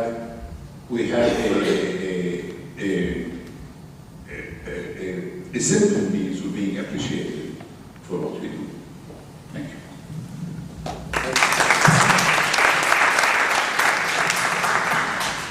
Thank you, Nabil. I think this is the whole purpose of this panel, to really get the real from the heart as well as the different type of people. We continue with Mr. Liaz Mahdi. Liaz is a graduate of the class of 2010 into the BBA. During his academic journey, Liaz participated in numerous activities on campus and ran for election twice, I presume to IUB. The latter resulted in his election as the head of the student council at AUB for the academic year 2009-2010. The University Student Faculty Council and YUB jointly relaunched the class reunion ceremony, an event the graduating class eagerly waits for every year. Upon graduation, Liaz joined Anderson Young Beirut, where he assumed the position of associate editor for around 2 years. He then joined Gulf Major, a regional investment bank in Beirut. Liaz is a level 2 candidate in the CPA, the Certified Financial Analyst Program. Liaz, you have the floor, and the idea is for Liaz to represent what can alumni do to prospective students, to students. Thank you. Thank you, Dr. Mufud. Good afternoon. I would continue the negative aspect Dr. Mufud started with, just to criticize our role and what can we do to improve the relationship between YUB and current AUB students this time, who will soon be part of our network. Now, we all believe, and it is evident, that AUB students, senior students who gradually will become alumni, are absent in our conventions, in our meetings, in our events. So I believe the problem is when they are still students, before they join the network. Why? Because they don't have someone next to them whenever they are in conflict on campus. I will go in depth and give some examples today. So basically, I will discuss the relationship between WAAUB and AUB students, the current relationship, how it evolved during the past 3 years, how current AUB students see this relationship, what can be done to improve the relationship between WAAUB and AUB students, and what I believe an ideal relationship should be. Now, AUB students face continuous normal conflicts or issues, as we call them, with their administration. Whether it's an academic issue, non-academic, cultural, etc. And the student body at AUB is the representative of the students, and they try to communicate with the administration and with student affairs in order to find some solutions to the problems. However, they still lack a support from WAAUB or the alumni network in terms of historical facts about a certain issue, or the power or support, the lobby that they can have next to them. And the problem is how do we see WAAUB's role. Now, alumni always get emails about fundraising. Yes, they are, and this is the case. So they are looking for a support from the network other than the financial support. Now, what can we do as AUB, what I believe we can do as WAAUB in order to encourage AUB students to join us and actively participate in our events? Example, we should fight to maintain the quality education of the AUB. We recently heard some rumors, and I believe they are correct, that a couple of GCC countries removed AUB from the list of universities where the government can support the students, the tuition of the students. They have listed 30 universities outside the Middle East. AUB was the only university on the list, and now for these 2 countries, it has been excluded. So not those 2. Which country? It's true. But it's not related to quality of education. So which That's for a political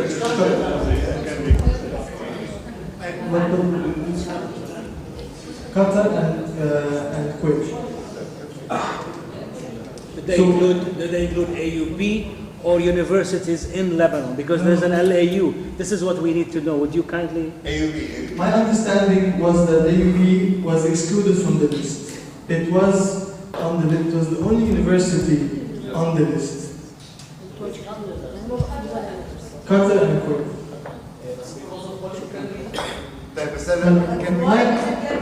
Can we continue, please, and we'll come back? My understanding was that AUB's quality education has been deteriorating for the past 20 years.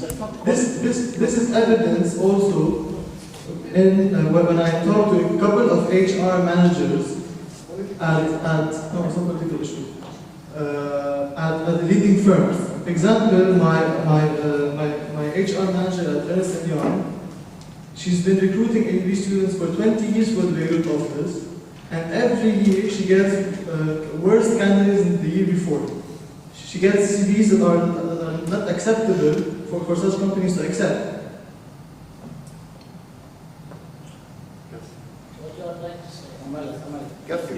I'm trying. There's a message that we should lobby for quality education and quality students in parallel, not only quality education. We should find a way in order to have the power or say in admitting quality students also to the university. What do you mean? Can we have the...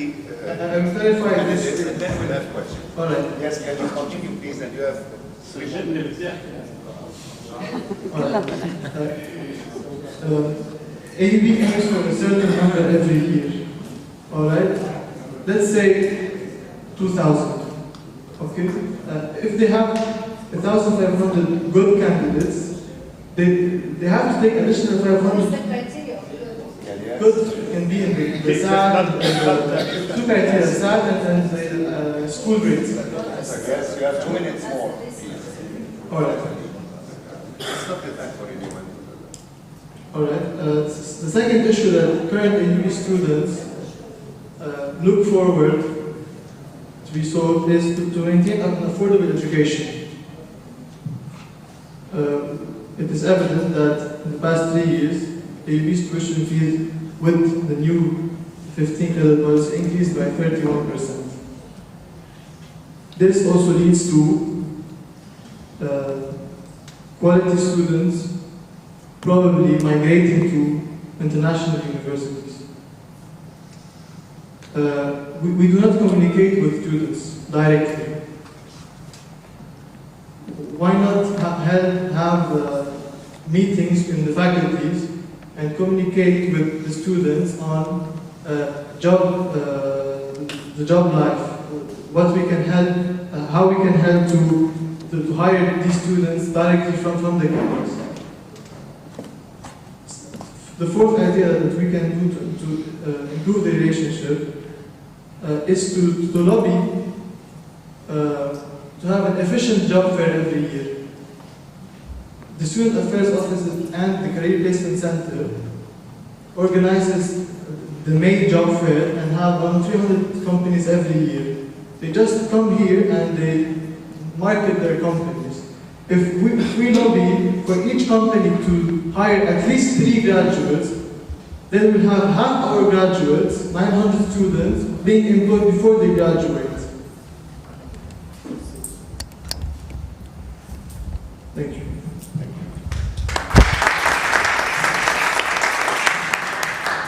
Thank you very much. Yes, actually, you raised a few points. I'm sorry, I wanted to keep time. There are issues that we'd like to discuss further, but can you please, let's wait until Dr. Sibai maybe has a 10 minutes presentation, and then we'll open the floor. But thank you for raising very important issues. Professor Sibai. Professor Sibai, Anna is very well known to you all. She is very dear to us as well. Dr. Sibai is a BS in pharmacy originally, but then she had the a good opinion from a friend of hers to let her go to public health. Mea culpa, mea greta culpa. And then she went to have a PhD, a Master of Public Health, and then a PhD from London University. And Abda, with all honesty, is a pioneer in demography of the older population. She has been one of the first to raise the issue of older population back in 1996 and continues to do so. She is currently Professor of Epidemiology and Population Sciences and former Chairman of the Department at the Faculty of Health Sciences. And she also has founded and directed over the past 3 years the Center for Studies on Aging in Lebanon that is becoming a model for such centers in the whole region. The motto of the center, just for your opinion, is translating research into policy and practice. So please join me to welcome Dr. Sibai. Originally. No, this doesn't mean the age difference at all. Anyway, thank you and for giving me this opportunity to share with you a program. I'm talking here as a member of AUB who is trying to reach out to the alumni, okay, outside AUB. So from within to outside, in contrast to all the discussion which I've been trying to say, how can the alumni, what can the alumni do to AUB? What I'm going to present maybe is known to few of you. It may instigate some interest to the majority, I hope, and maybe some astonishment to a few.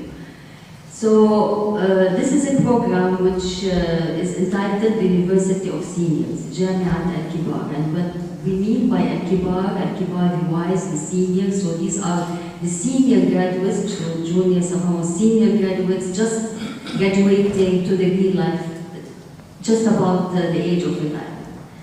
So what I'm going to share with you briefly, who founded the program, why it was founded, when did it start, what are the objectives of this program, and what differentiates us from other lifelong learning programs and other education programs in the country. What type of courses, activities do we offer, who and how can one become a member in this program, and how can WAAAUB help and support the program. Well, it began 4 years ago as an idea of two people. Actually, it was a dream 4 years ago, a dream to put a kind of a positive image to aging, to the older population in Lebanon. We all know that whenever there is a program for older population, they try to depict the older people as needy, as disabled, as whatever kind of picture that maybe will instead of boosting their morale, demoralize their situation. It began as an idea of two people, Dr. Cynthia Menti, who is the director of the Neighborhood Initiative under the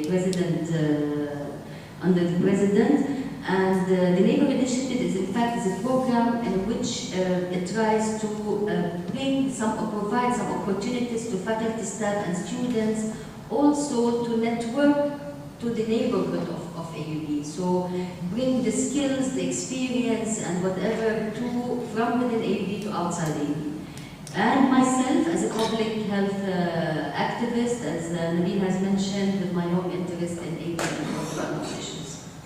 So how did it start? A few years back, we did a survey in Beirut, and we observed that there is a lot of proportion of older people, and many of these older people were living alone, not only because of the increase in life expectancy in the country, but also because many of our young children are migrating abroad for better employment opportunities. So most of us who are aging are left somehow with little social support. Yet, we also discovered that our older population has so much knowledge, so much experience, they possess a precious cultural and professional memory to share. They were longing, and this from them, they said it to us bluntly, that they were longing for a chance to stay intellectually challenged, socially engaged, but nothing existed to meet these aspirations. When we were young, we were told a healthy mind is a healthy body. However, as we age, we do realize that in fact the difference.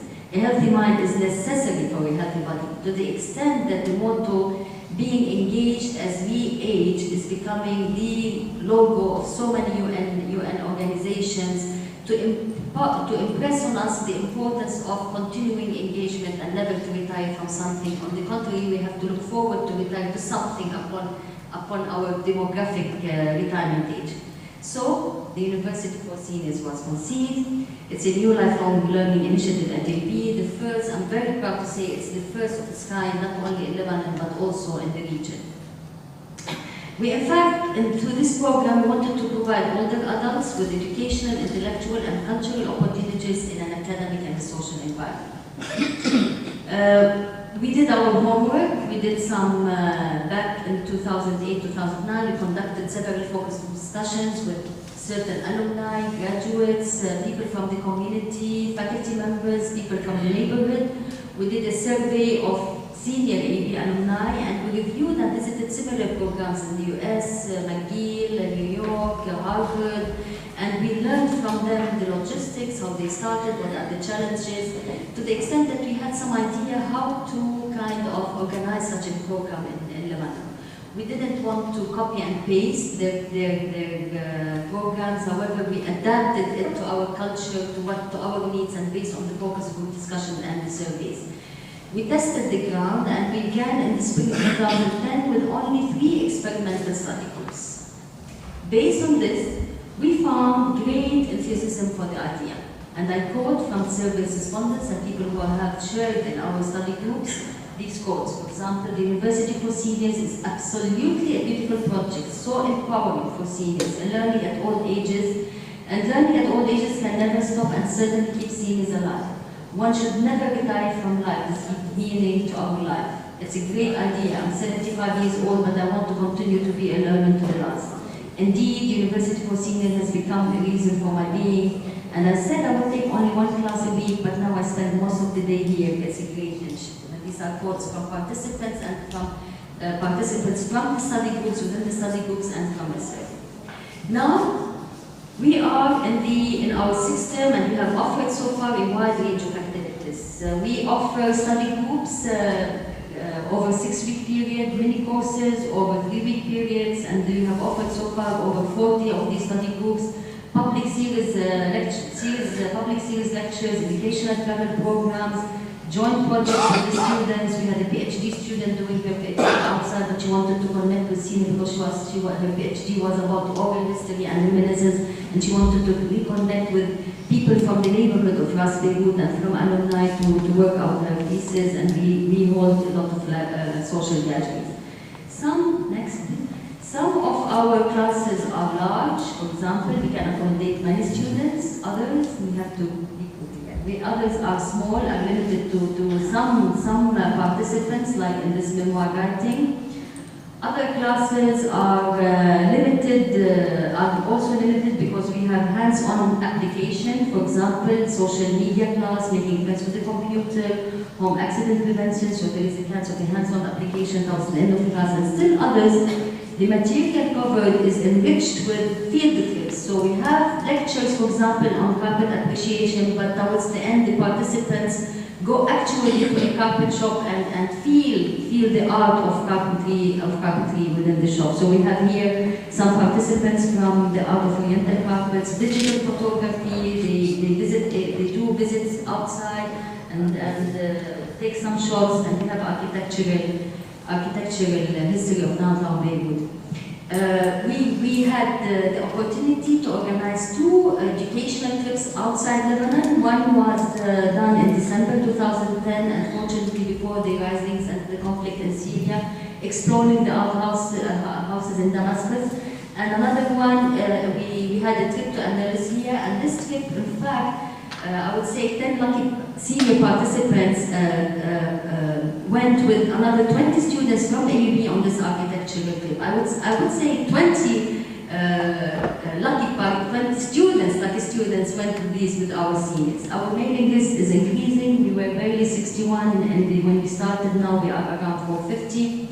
And currently, for this current fall activities, we have study groups on, just to give you a hint about the topics which we are currently organizing: sociology of religion, Islamic art, writing personal essay, computer literacy, personal budgeting, social media, digital photography, and so on. In the mini study groups, which covers only a 3-week period, several lectures on music appreciation, operas, Zakinasi, Hamad Abdul Wahab, Maqamat al-Iraqi, and we have public lecture series which is open to all the public. Yani this is not only for participants. Reading evenings, open wide sessions, 3 lectures on finance, ranging from as sophisticated issue as, for example, the impact of the financial crisis in 2008 on Lebanon, all the way to investment banking, personal investment banking. Now, what differentiates us from other, I would say, similar continuing education programs in the country and elsewhere? We are guided by three underlying principles. First, we are here promoting learning for the pleasure of learning. So there are no certificates, no professional advancement. People come to enjoy only learning in a social and academic environment. It is run and governed by the members themselves, so I'm building a community over here. The study group leaders and the lecturers are all volunteers, and we impress on intergenerational connections, as you have seen from the study groups which we are offering with the students, as well as through the social activities. Our vision, and we hope to create a new and positive face of aging in Beirut and Lebanon and the Middle East, one where older adults remain intellectually and socially engaged, energized to learn new things, and active contributors to their community. Where are we heading? We are trying to socialize this program under the CSE, the Continuing Education Program, and I think we are towards the final phases of this. We want to give a twist to organizations, academic organization or programs within the academia. People are not yet accustomed to the idea that there could be a membership organization within the academia. We want to develop a wider range of activities. We would like to have more marketing, expanding the profile of participants, and hence we are introducing certain study groups in Arabic in order to attract the non-English speaking participants. And definitely, as always, our long fight in any new program raising funds. How can the alumni participate, or how can everyone, other than alumni and others, participate? If you are interested, you can join our mailing list to support the activities, and this is our mail address. You can lead a study group if you have a certain passion in a certain field. If you are over 50, consider becoming a member, and definitely, as always, we would like to have people contributing to our program by some support. And I thank you and leave you with some pictures from our earlier classes. Thank you.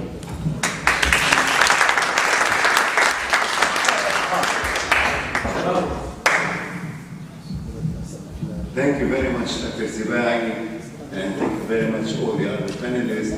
Actually, now we have really set the floor for discussion. We have a vision about alumni as ambassadors for AUB, ambassadors for prospective students. We have an image of WAAAUB or alumni that ought to be having a different role by really suggesting some sort of new relationship between AUB and its alumni, apart from fundraising. We have a vision that really contests, for example, what can a university and the alumni do for the students when they graduate.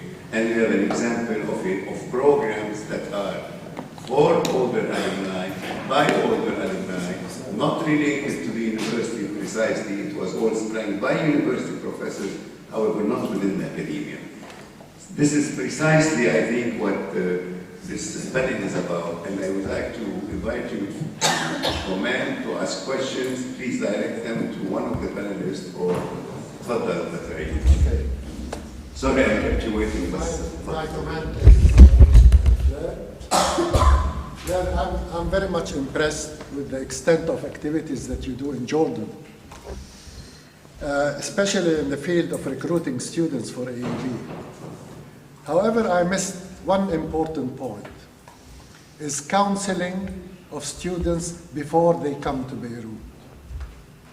It's very important because in my experience of about 45 years of teaching, I have found out that students that come from Jordan,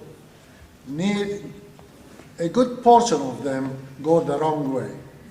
They come as excellent students. First year, second year, they start diverging into becoming very poor students. I'm speaking this because of my recent experience, which is this week, of two students who come from the same family, brothers. One of them has stayed for 4 years in the engineering school, and then after 4 years, he received a letter, his parents received a letter that he is dropped from the faculty. He has been dropping from first year, second year, third year, and yet his parents didn't know what's happening. When he first came in, he was GCE, straight A's, all right? His freshman was excellent, and then he started going down. Now, this is very important because he has passed through 4 years. His parents were paying money only to find out after 4 years that he has been dropped. What can they do? Second case, his brother, they didn't know anything about him. He has been here for 2 years. They asked me, please, let's look at the brother. So I got some information on brother. His brother is in the same boat. He is on his second probation, which means he cannot stay more. Now, this is very counseling of students before they come on the opportunities and threats that take place after they come should be awarded to them. It's very important because it is a catastrophe for this family. Thank you. I think 2 or 3 questions.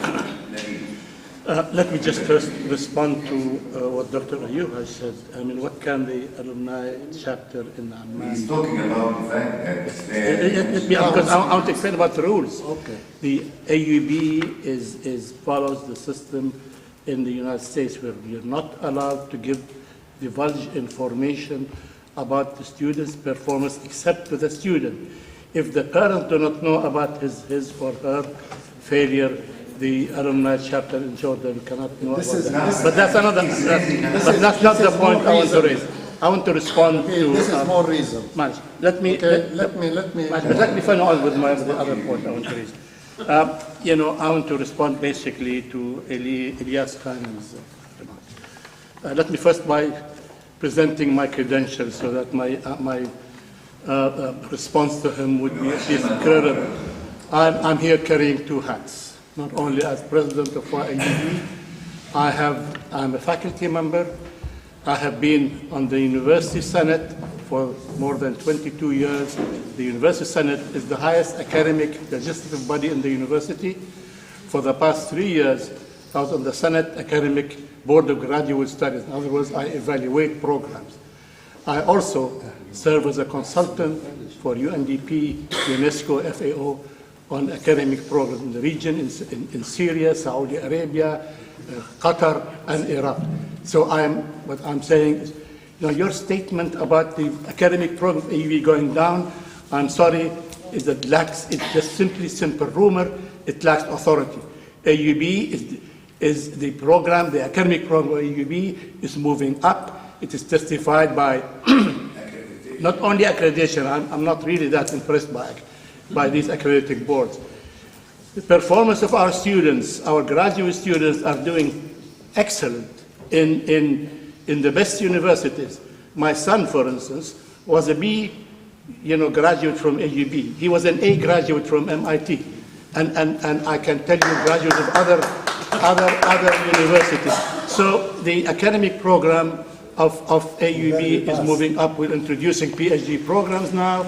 I know of what is being done on evaluating our academic programs.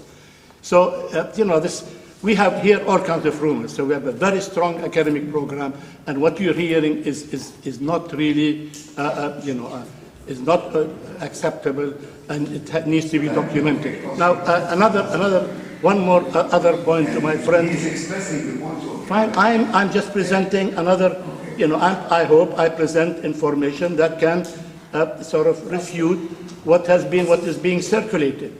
Now, another issue, my good friend Nabil Boulos talked about, I agree with you about the university not doing enough to the alumni. But at the same time, the university is trying, is improving. The fact that now alumni elect members to the Board of Trustees, I think that is a move forward. So, the establishment of AUB is another move. Now, of course, we have problems. I'm not saying that we don't have problems and AUB is doing everything. No. But AUB is moving that direction. And it's up to us as alumni to force further changes. So, I know the good intentions of Nabil, but I think we really now we should think of what can we do to improve the contribution of AUB to the alumni and vice versa. Thank you. This is what happens to us in the board meeting. Everyone speaks on the... شفت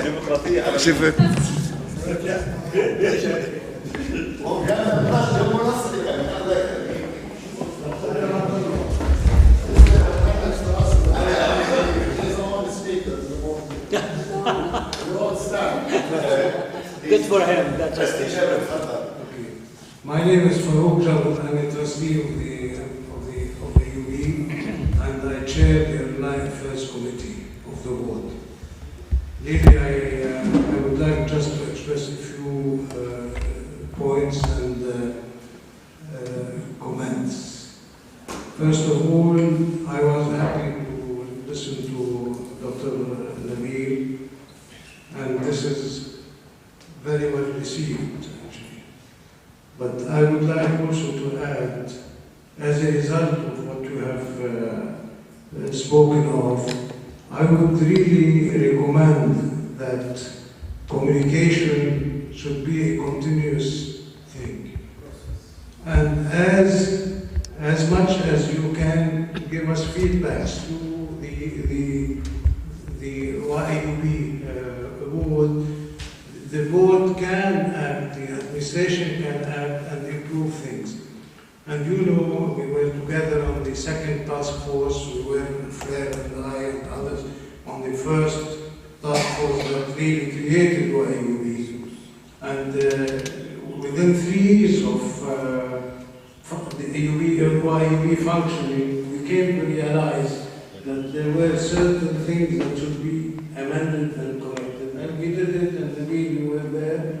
And this, I think, was a very positive action and reaction to what feedbacks we got from people and from experience.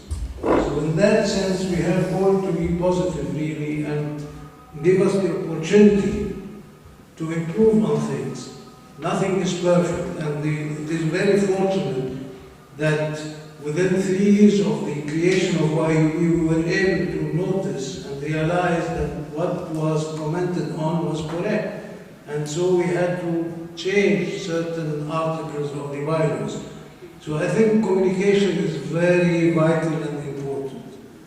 Positive communication in order to really be able to advance.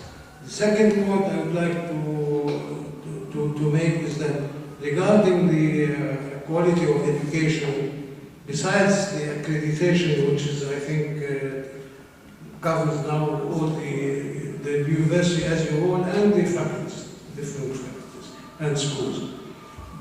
Regarding one indicator really of the importance of the university and the standard is not only what our alumni are doing overseas, but what they are doing within this country and within the region. And that is very clear and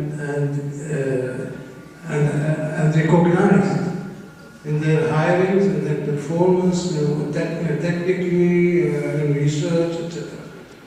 Last week, the Council on the National Council on Scientific Research has issued statistics on the Lebanese universities. The AUB represents 47% of the research done in this country. The second, really, this is recognized. The second one is the Lebanese University, 36%. Number 3 is LAU, 3% or 2%, 2.7%. So this is an indicator, you see, that this is what I wanted to really communicate and express, and I assure you that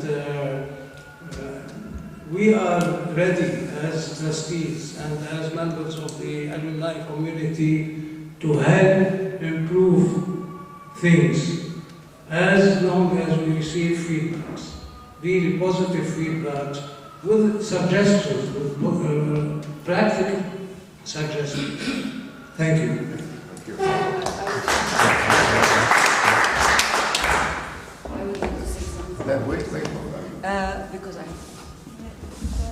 Because I need to respond to Dr. Jabir before he goes. Yeah, I just need to go, and I've been raising my hand for some time. She was talking.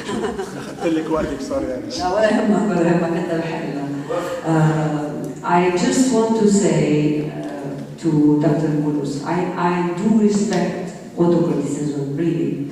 And the fact that you said that 10 members of your association or of your chapter are Lebanese, only Lebanese, is what you have.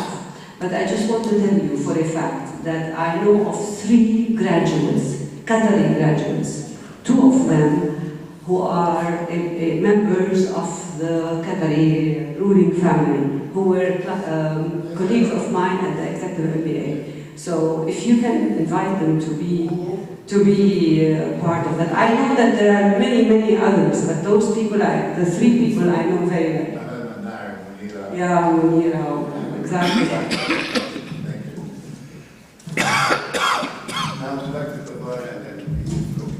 Thank you, just a comment on the student quality. From talking to professors at AUB and LAU, I was in the education, I was a dean at another university. There is a general, I might call it, a deterioration in the quality of students, not in AUB, throughout the region and throughout the world. This is a chronic problem, but at the same time, I've talked to several people here and abroad, and they commended AUB on being the only university probably in the region who is maintaining the standards, or trying to maintain the standards. So this is a dilemma, but again, I don't know why we are raising this in such a forum. This is really, we should be focusing on other alumni issues. Thank you. Thank you, but just give me the floor for a couple of minutes. I think everything that has been said is right to a certain extent, but I think part of it. First of all, as far as Qatar, you and I and everyone knows that Qatar really did not have the alumni history that other Gulf countries had, for example, like Bahrain. Bahrain, for example, had a lot of its leaders trained, educated at the AUB. Therefore, it was relatively easy to really have the image of AUB in Bahrain. And in fact, this has helped create the AUB at a certain time. Qatar did not, except for Isa al-Khawari and just more, very few people. And then, but the idea that Wafa said about the executive MBA may be a good idea. There is another issue that no one has mentioned, but I've heard you today, is that it seems, and I'm not going to mention the code, is that many of the Gulf states, as well as other wealthier people from Arab countries, consider that they will be a second choice, and they would rather go to universities in the US rather than come to AUB, which was not the case 30 years ago when people wanted to come to AUB as the apex of education. Many people would prefer to be sent by their governments or by their families to go to the United States and be educated there. Call it emancipation, call it they wish to go to the States, call it whatever, but there is apparently this trend, and this has been said by people I respect a great deal their opinion, and they have a lot of commitment to AUB. I'm not going to get into the issue of the quality of education, but I really fully support, and I fully support, by the way, the accreditation, and that you tell me that it's not important. I think they're very important because irrespective of accreditation results, the fact of going into the process of accreditation by ourselves is already such a great improvement and brings the education. And if it brings out to us before it brings up to others the value. However, to go back to our good friend Dr. Ali, you mentioned the counseling service. And I mentioned the counseling service that how these people got lost. However, the idea of a counseling service is a neat idea. This was, in a way, suggested that AUB there is the fair. And I think, Sarah, yes, and I've been to the fairs, I'm really surprised that with time it has really developed into such a campus, everything. Your idea is nice, and I'm not sure how many people are recruited, but I do think a great deal of people are recruited by those fairs. I don't know the number, but the idea of having recruitment fair in major countries such as Jordan, Abu Dhabi, or UAE, rather, both together, and this would be a good example of UAE and of Abu Dhabi and Dubai getting together, is not a bad idea. But I leave it to you to comment on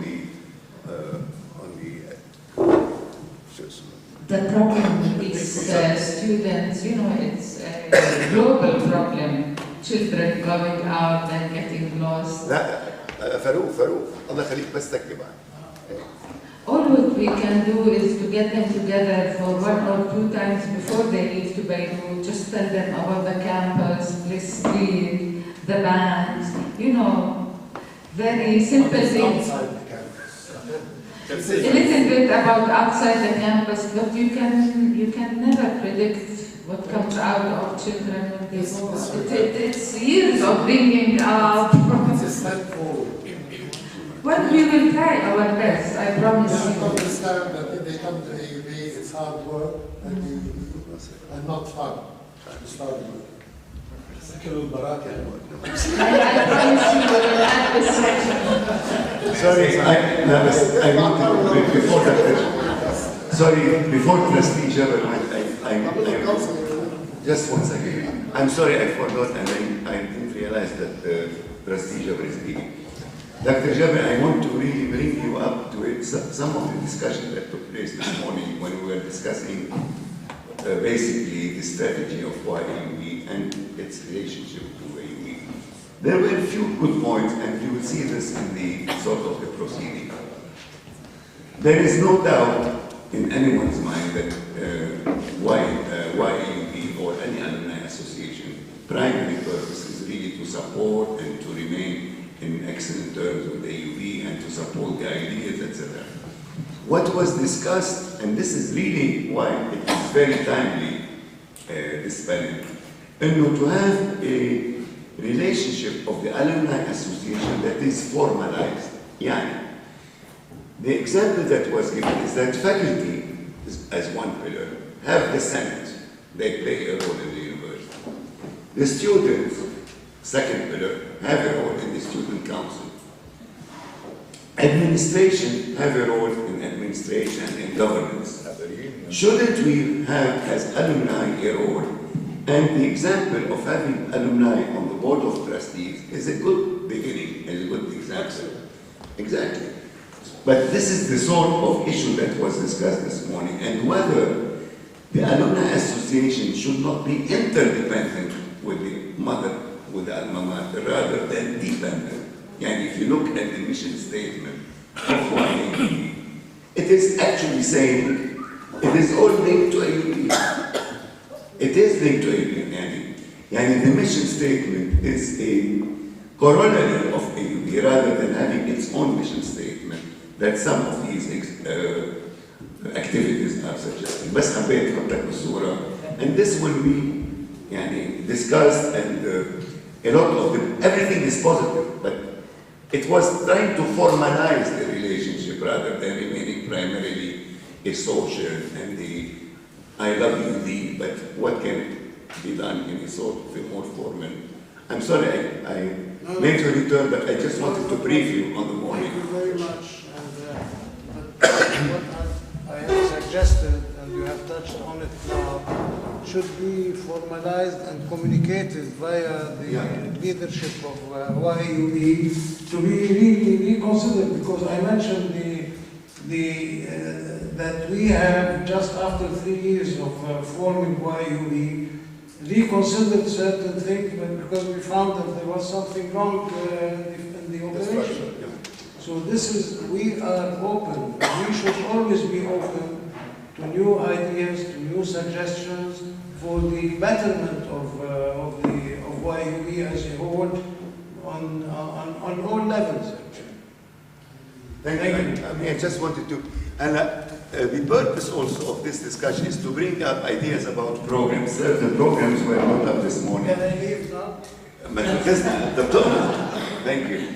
The program that is proposed by Dr. Sibai, for example, if the program that's proposed by Dr. Sibai is an example that could be of great benefit to I don't want to say older AUB because older alumni, it can be to even younger ones. But the idea is such a program that could be supported by the alumni. And the alumni support the University for Seniors program. And this way we would be helping the old alumni. Not only helping them to join the courses, but also seek other alumni who have special talents to really contribute to the courses. Through lectures, through visits, through etc. These are the sort of things that I think why AUB could start espousing, instead of only being fundraisers or being networking, we can add in this. The mentorship is another program, as you mentioned. So please, the floor is yours now. I just wanted to direct you. Aruba. I just want to use the example of the senior university to show a tangible example of how we can engage alumni. For example, ABLA started with a database of 60 members. ABLA the first year? 60 members, 61 members. In 2 years, 3 years, they came up to 500 members. The 500 members came on their own. They didn't run after them because the 500 members are interested to be members of the program. So it shows that we always talk about improving the database, we always talk about engaging alumni. If we give alumni the program that they want, they will come on their own. We don't have to run after them.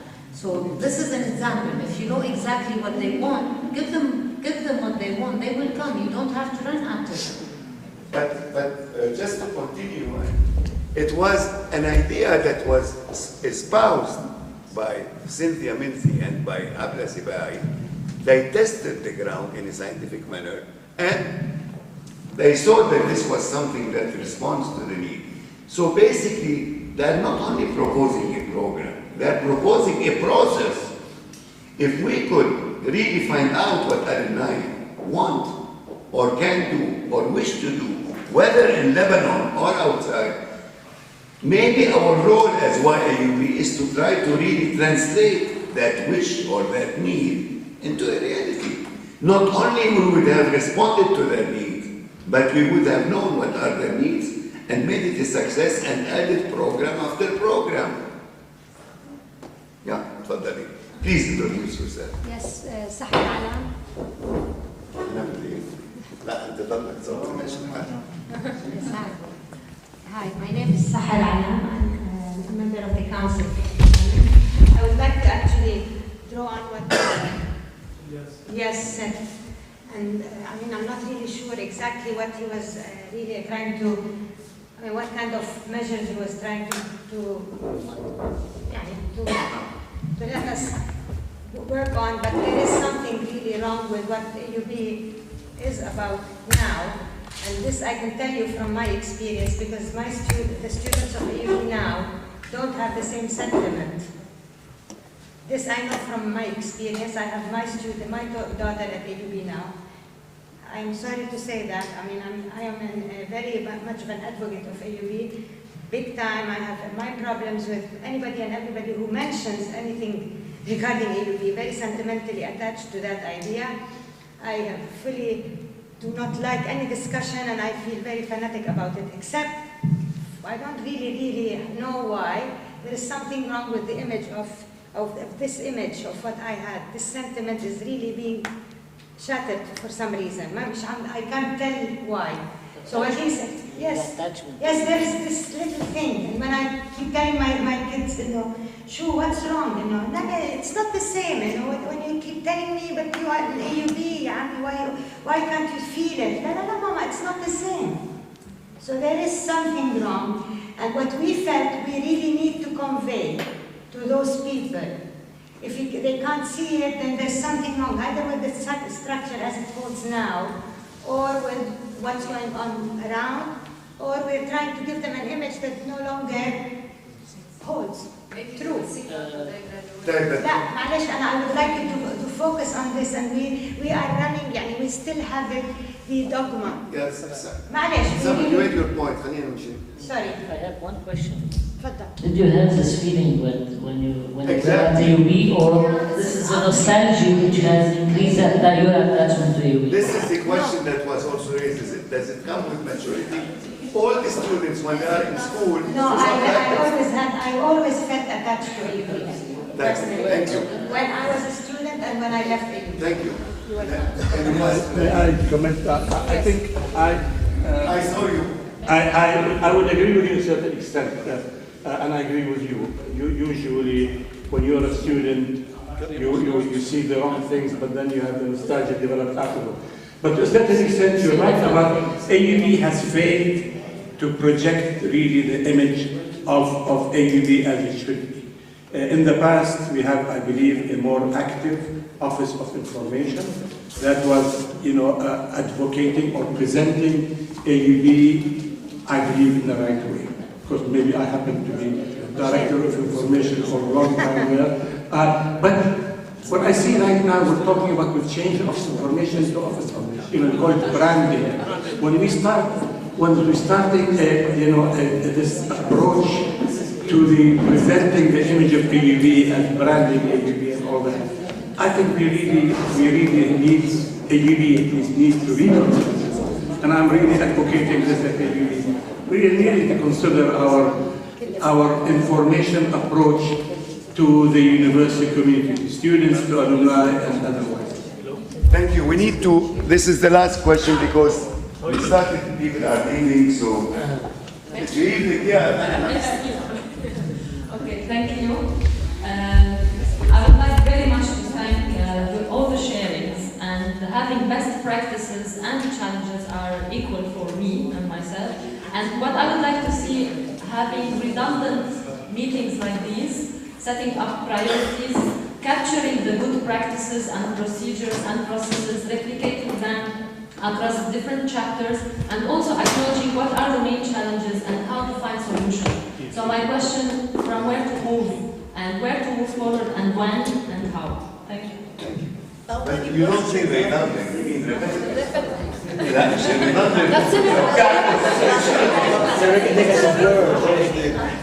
Please, and I need 5 minutes to close. Take care of my Hello everybody. I am a previous council member. This is my fourth year.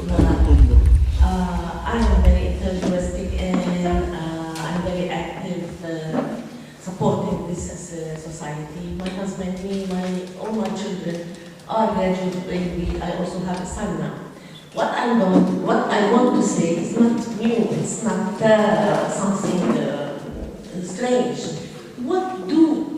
Why are alumni not interested in coming back? Three of my girls, they are three. I've offered them to join many times, and and talking to them and persuading them. They are not interested. Although they have, to my knowledge, they have good experience here. So we have to ask ourselves, why are alumni running away? We have been meeting for 4 years. We are doing our best. All we have high expectations, and we are good intentions, and Dr. Dajani and everybody. But if you are 5 minutes from here and you cannot give 1 hour of your time to this university that gave you your status, depending on technology. So maybe we don't need these people. What I want to say, if they are that uninterested and that ungrateful and that not attached to this place, so we don't need this kind of people. It's not by number, it's by quality. This is what I believe. Of course, we'll do our share and role, and we will keep sending them mails and inviting them to activities and to meetings. But if they don't want to, okay, let's stop this. Let's concentrate on other things that make us improve and level up. We've been here for 4 years. We are not really, of course, it's better than before, and it's clear the image. But as council members or ordinary alumni, I've been here for 2 consecutive 3 years. I don't know who I am, what I'm here for, what's my role, what's my job description, what's my contribution. I am ready to give my time, my heart, my heart out, but there's nothing to do. Nothing to do. Thank you. I'm going to take 3 more minutes and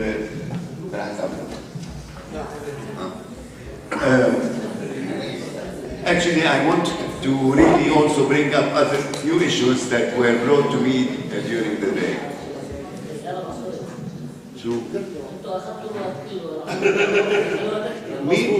مين طلب يحكي؟ ما شفت ايده. لا رفع ايده. طيب رفع ايدك.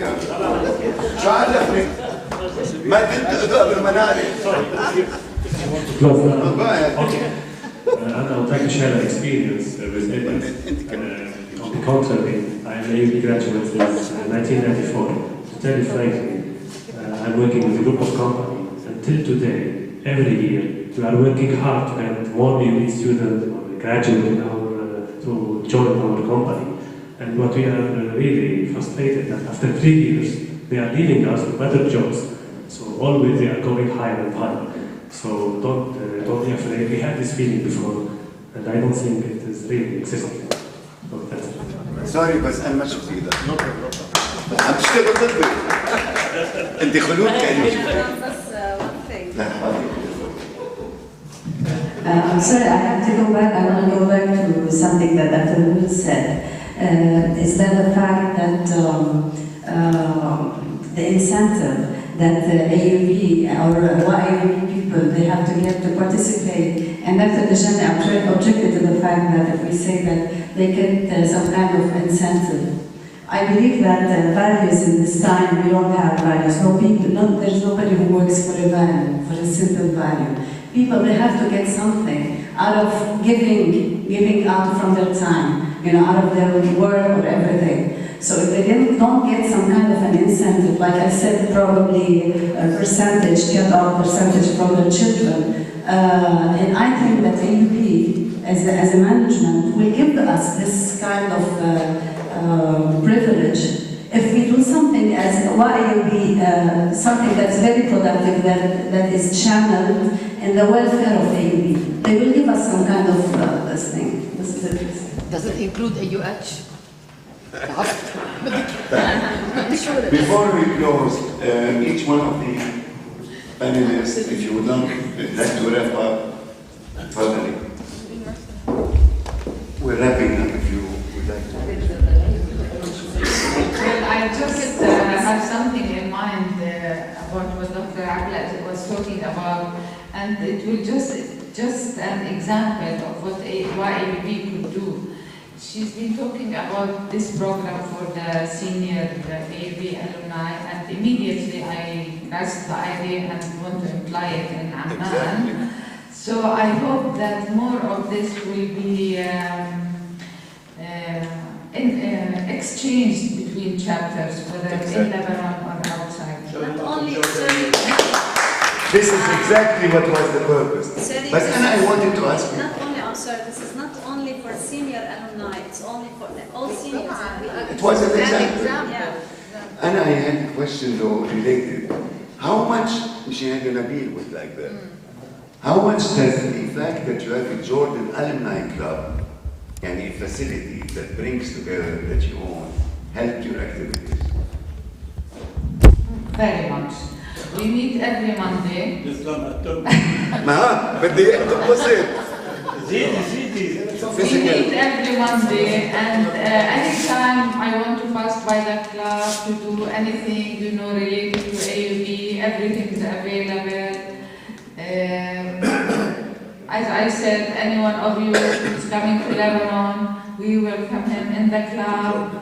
Even, to Jordan, even ask Dr. Salim Kanaan when he comes to Amman, it's like his home. He's like all the time there, it's so much help. Nabil, you have the You should have asked this question when the trustee was here. معك حق. Apologies, بس بحبش خبرك كل يوم نشوفه ولحم نقعد. Nabil, and then yes, and Abla. Really, I don't have anything to add, but I do not want to sound really negative. What I want to do is I want to play a role different just from fundraising. And when I play that role, I want to be recognized. And I feel that it's better to have 1,000 people contributing $100 rather than looking for one person contributing $100,000. You're right. Yes? Perhaps my message was miscommunicated.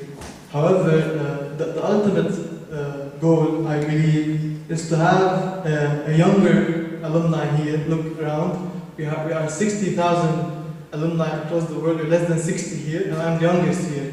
The problem is we are not interacting with the UB students, we are not finding solutions to their conflicts, and this doesn't. All right, thank you.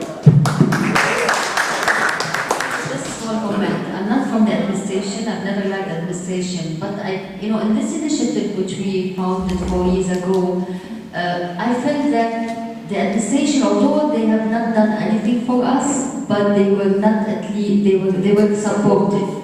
They were not putting obstacles. So what I'm trying to say over here, whenever we as alumni have an idea, it's very easy to come and sell it out to the administration, particularly if it's a win-win situation.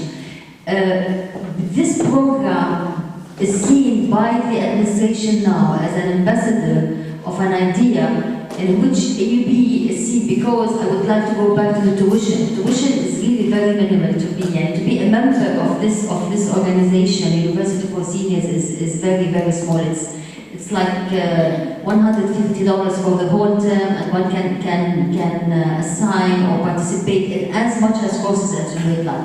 So from the words of the administration, the words of the community and the neighborhood outside, they are saying, wow, AUB is doing at last something good. AUB is doing at last something affordable. AUB is doing something which is like other corporations, they call it under the social corporate responsibility. So my message over here, if we have innovative ideas, I'm sure that AUB will be very welcoming to any idea which can bring a win-win situation to both parties. Thank you, and really Abba has said it all. The idea is to really design, think about program design among ourselves, programs that are win-win, that do benefit alumni, that fit within the universities as well as capabilities.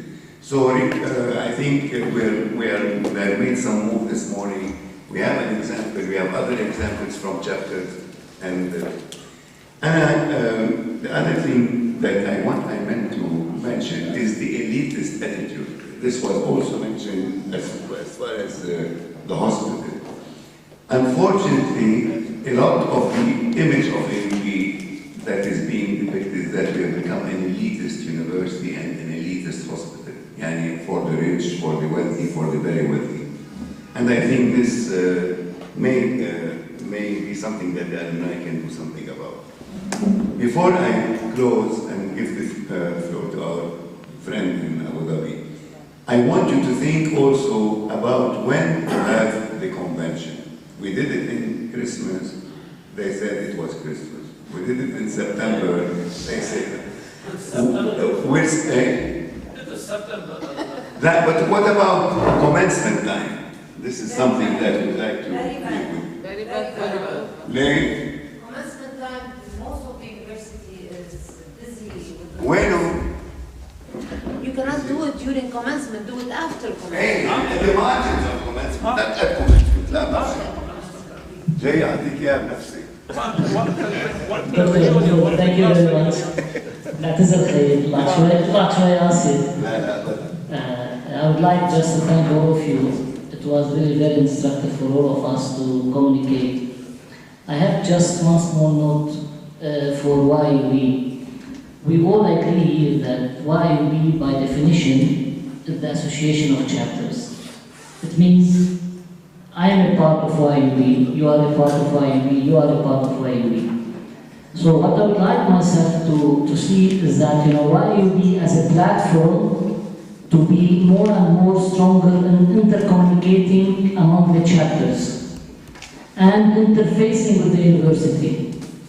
I personally, we have seen many programs today, but what I believe myself personally, like the outreach program should be the program of the chapter and not the program of the WAAAUB. So we need ourselves, WAAAUB has to intercommunicate between the chapters and to really filter the information from everywhere and give recommendations to the chapter, but the execution body should be always the chapters. Thank you very much. Thank you. May I just simply quick response. I'm in full agreement with you. I think WAAAUB is as I see it, a network of chapter, of autonomous chapters. So, and we need to coordinate, and I hope we're going to develop this coordination. My idea of coordination and of communication is not simply only through the social network. You know, this kind of meeting is by far more fruitful than about 10 hours or 20 hours of connection through the internet. The face-to-face interaction is very important. Of course, it's difficult, but we have to develop avenues for face-to-face interaction. We have, we need, I'm not saying we should forget about social media. We need to develop the social media. We need to develop technology, but we should not think only technology. You cannot fall in love unless you meet the person. Thank you. I want, as we finish, I would like to thank every one of you, every single one of you for having joined since morning. In particular, I would like to thank people who have come from abroad, from Abu Dhabi, from Jordan, and especially Dr. Kawar from the United States. And Qatar, ya Khayyim. Thank you so much. It was a nice day. And see you fresh dinner tonight. We're going to dance. لا شوف إذا قدرت أسمع بكرة مسافر بكير